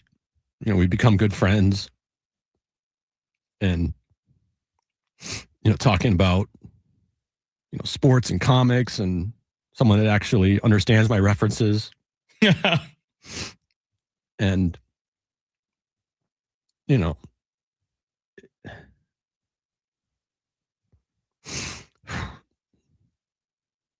and to you, John, you're one of my best friends, and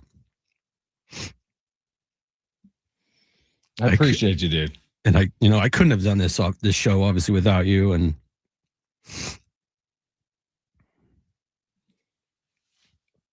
and you officiated my wedding, and yeah, thanks. Yeah, sorry to stress you out there for that one. Of my life. Yeah, I know. And it's just not. It's not. I've tried to put this like off, like thinking about this moment. Because Erin asked me the other day, she's like, "Have you thought about like what you're gonna say?" And I was like, I kind of actually just kind of put it off because you don't want to think about like the end of something. You just like let it. I'm gonna put it in the back burner, and I think it's hitting me more and more now that, this is it for this show. And just to everybody that listened and watched us, because like the show's nothing without the listener. It's nothing without the listener. It's nothing without the people that tune in on YouTube every day and interact with our show on social media. Like we don't have a show without you guys. And I love San Diego.